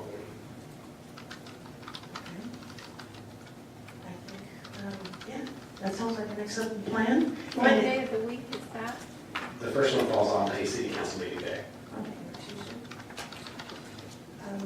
And also, does this actually also lighten Mr. Bloor's training for the city council if we do the webinar? Is that why you're smiling? I don't know. If we're taking these trainings, hopefully that will meet some of the requirements that I know you do some of the trainings for us. Yes, so I will be glad to continue with the trainings that I usually do or defer to the AWC. Fine, you. We can review and see if there is overlap, and if there is overlap, we can modify what we present to council. If there's not overlap, then obviously we move forward with that. But I'm not sure what the actual training entails. But again, we don't want to, if we can avoid something, we will. No, I think that's great, and I think the opportunity for the public to attend would be wonderful. So, great idea. I agree. So, consensus, you need consensus? Do we have a consensus of the council? I can just make a motion. So I move that the council direct the city clerk to arrange for AWC's four-party elected officials essentials webinar series to be shown as a public meeting of the council with the first event on March 20th. Second. Okay. Any further discussion? All those in favor of the motion, please say aye. Aye. Any opposed? No. All right, so we have one opposed. Thank you. All I right. almost work during the day, I'm sorry. Yeah, sometimes it doesn't work. And just to clarify, I do not intend for that to be like a mandatory meeting. So I'm sorry. I didn't clarify that. I was just making it known that I won't be there. Good reason. All right, council reports. Jim, we'll start with you on. Oh. Been a busy couple of weeks, and Sissy and I attended the Maritime Resource Committee, where Sissy was elected vice chair. Congratulations on that. Very interesting. But actually, what I would like to talk about is once the first Sunday of every month, the North Olympic History Center, formerly the Clallam County Historical Society, has what they call a History Tales, and that's where a personality will come in and talk about certain things that happened in the past in Clallam County. And I attended the one that occurred this past Sunday, and the speaker, it was not only a pleasure, but it was an honor to listen to the speaker, and her name is Karen McCormick. I don't know if anybody knows Karen McCormick. Karen McCormick retired after 32 years with First Federal and 13 as its president and CEO.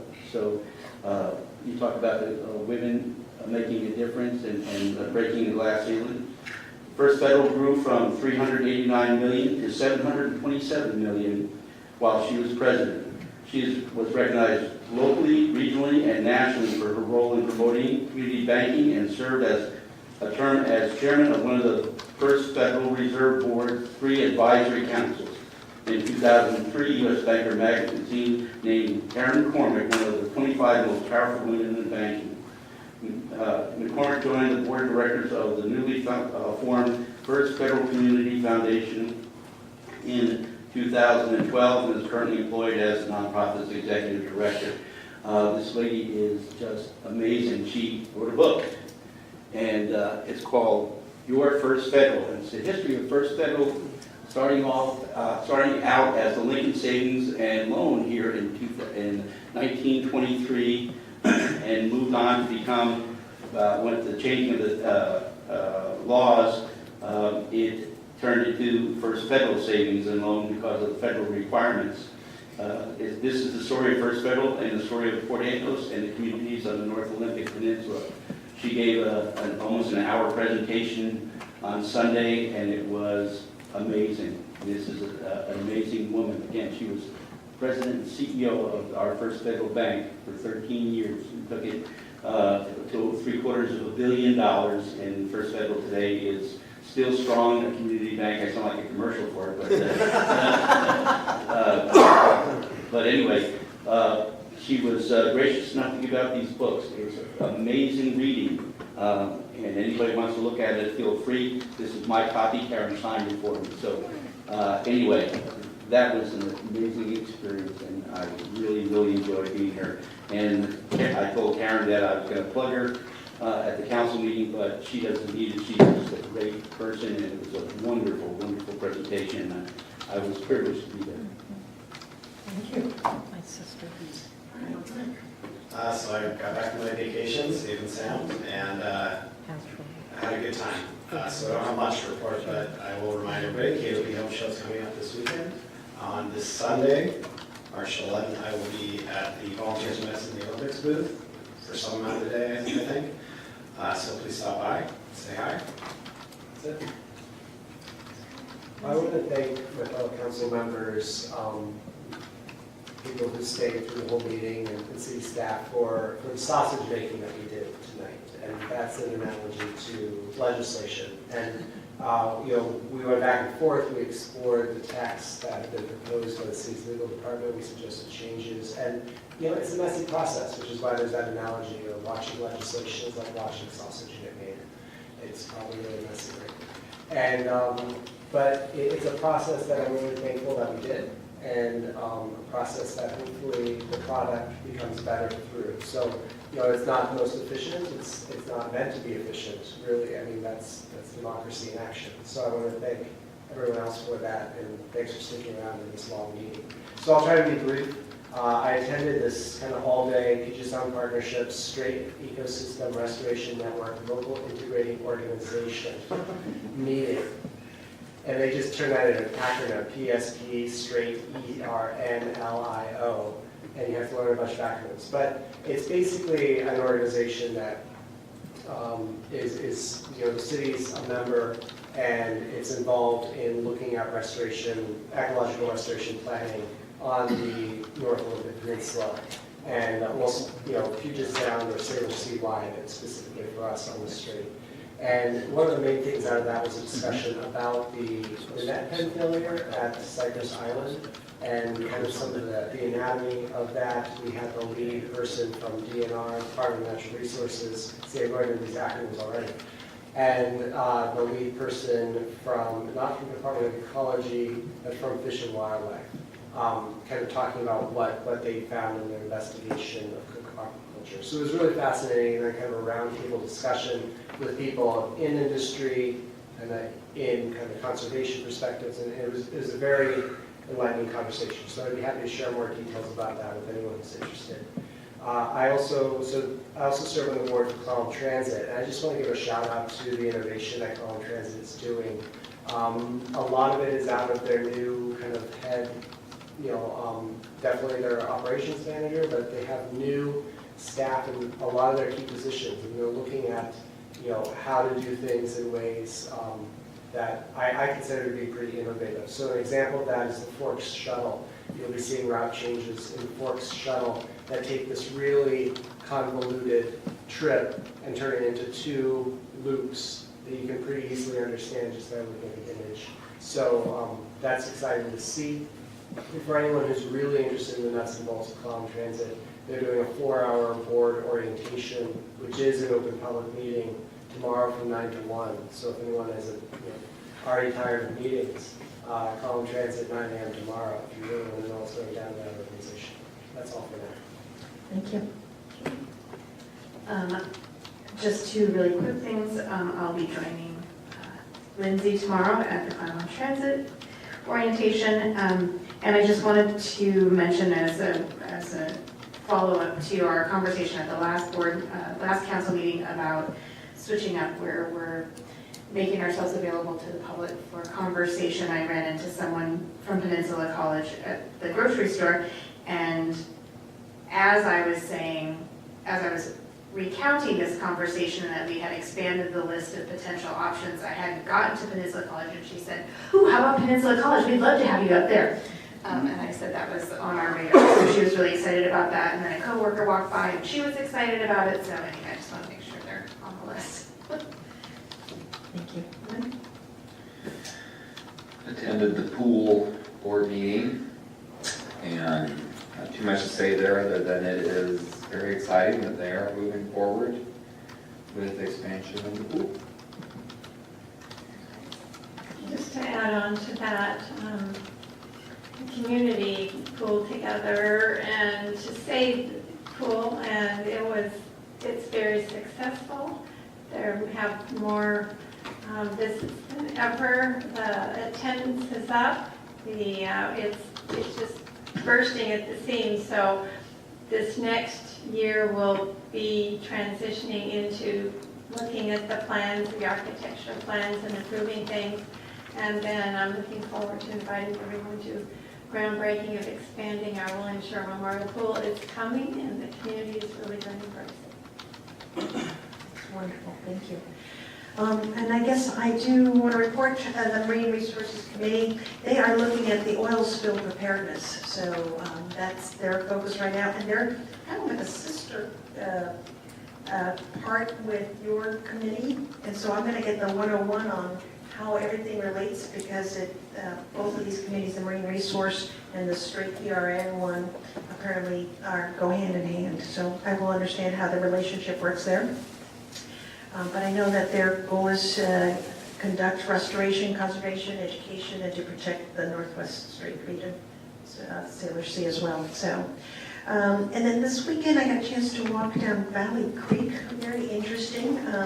So I will get together with staff, but I'm going to try to see if I can get into all the creeks and take a good walk on them and really get to understand them. I've never really done that. I've done it from the county side because there's a path down there, but I've not done it from the city side. And so I will take a look at those. I've got a couple of emails from folks that are asking for all council members to please respond to their emails. So just passing that on from some folks who are saying, hey, I'm not getting any responses. And then I met with this one woman who wanted to, as we're working with the bridges, the barriers for the bridges, if we could add some art. So she was wondering when designing the bridge, whether we can figure out how much weight it can add as to art that can get attached later on. So just knowing that maybe the structural, whether at first we thought, well, at first maybe we can possibly put fabric, little pieces of colorful fabric to create an art piece out of it. If not, how can we slowly make this into a real asset for the community that becomes something that we all want to come visit? So that was some of her ideas. I spent about 2 hours at Stevens today talking with folks, and there was the most adorable little girl who wants us to work on banning styrofoam. So I was really surprised. She asked about the bags, and I told her we were going to work on that today, and the group was very excited about that, and so styrofoam was what she wanted us to work on. And finally, we had that Women in Politics panel that happened the weekend, and that, it was there. It turned out really well. We had probably, 40 people, 40, 50, I don't know, something. 46 folks. And so it was a lively discussion about that. So thank you. Thank you for putting that on. And that is all I have. So from here on in, I'm passing this on to City Manager. Thank you, Mayor and Council. Just a couple of quick items. We do have information in your packet. You can get a hold of the appropriate director if you have any questions. A couple of things to go over from tonight. Based on your discussion, talking about the water system plan, we realize that is a very large document, something that we wouldn't normally put into the packet itself, but at the same time, we recognize the importance of allowing you to review it, or having that available, I should say, for you to review. So in the future, we're going to look at having time where we'll make that available for you, get an email out, tell you where it's at, if you want to check it out, whatever you want to do, just so that you can take the time, if you wish, to go through that document because they are very important documents. They do deal with policy issues. So again, we will make a real good effort to give you adequate time to have that available and get that information to you by email. We also, based on tonight, and we will ensure that we register for the AWC webinar. We do what we need to do in that area and get the physical facilities available that can accommodate that for you. And the last item, well, actually there are two items. The other item is that the PDM did give me a call today to advise me that that looks like the $350,000 to go from the state to go towards our 8th Street Bridges protective screening is in the negotiated budget, and it didn't pass the House yet, but they expect that it likely will pass, I think, the vote maybe tomorrow even. But that's really good news that it's moving right along. So really a lot of appreciation for, I know some of you, especially Councilmember Kidd, but our state legislators worked really hard on that. Good job. And then the last item, if Director Fulton can give you an update on where we're at with the 8th Street Bridges Protective Screening Project. Yeah, so a quick update, the design and construction bid package has been completed. Today, the bid package and design was released with a request for proposal to contractors. The bids are due at 2 p.m. on 27 March. And at that time, we'll know what it's looking at as far as cost-wise, and whether we can add in the alternative bid items. That's wonderful, thank you. All right, so we are gone on to our second public comment period. So anyone in the audience who would like to come and talk to council, you're more than welcome. No interest after, huh? It's been a long night. Okay, so I guess with that, we are adjourned. Thank you. Thank you all for coming.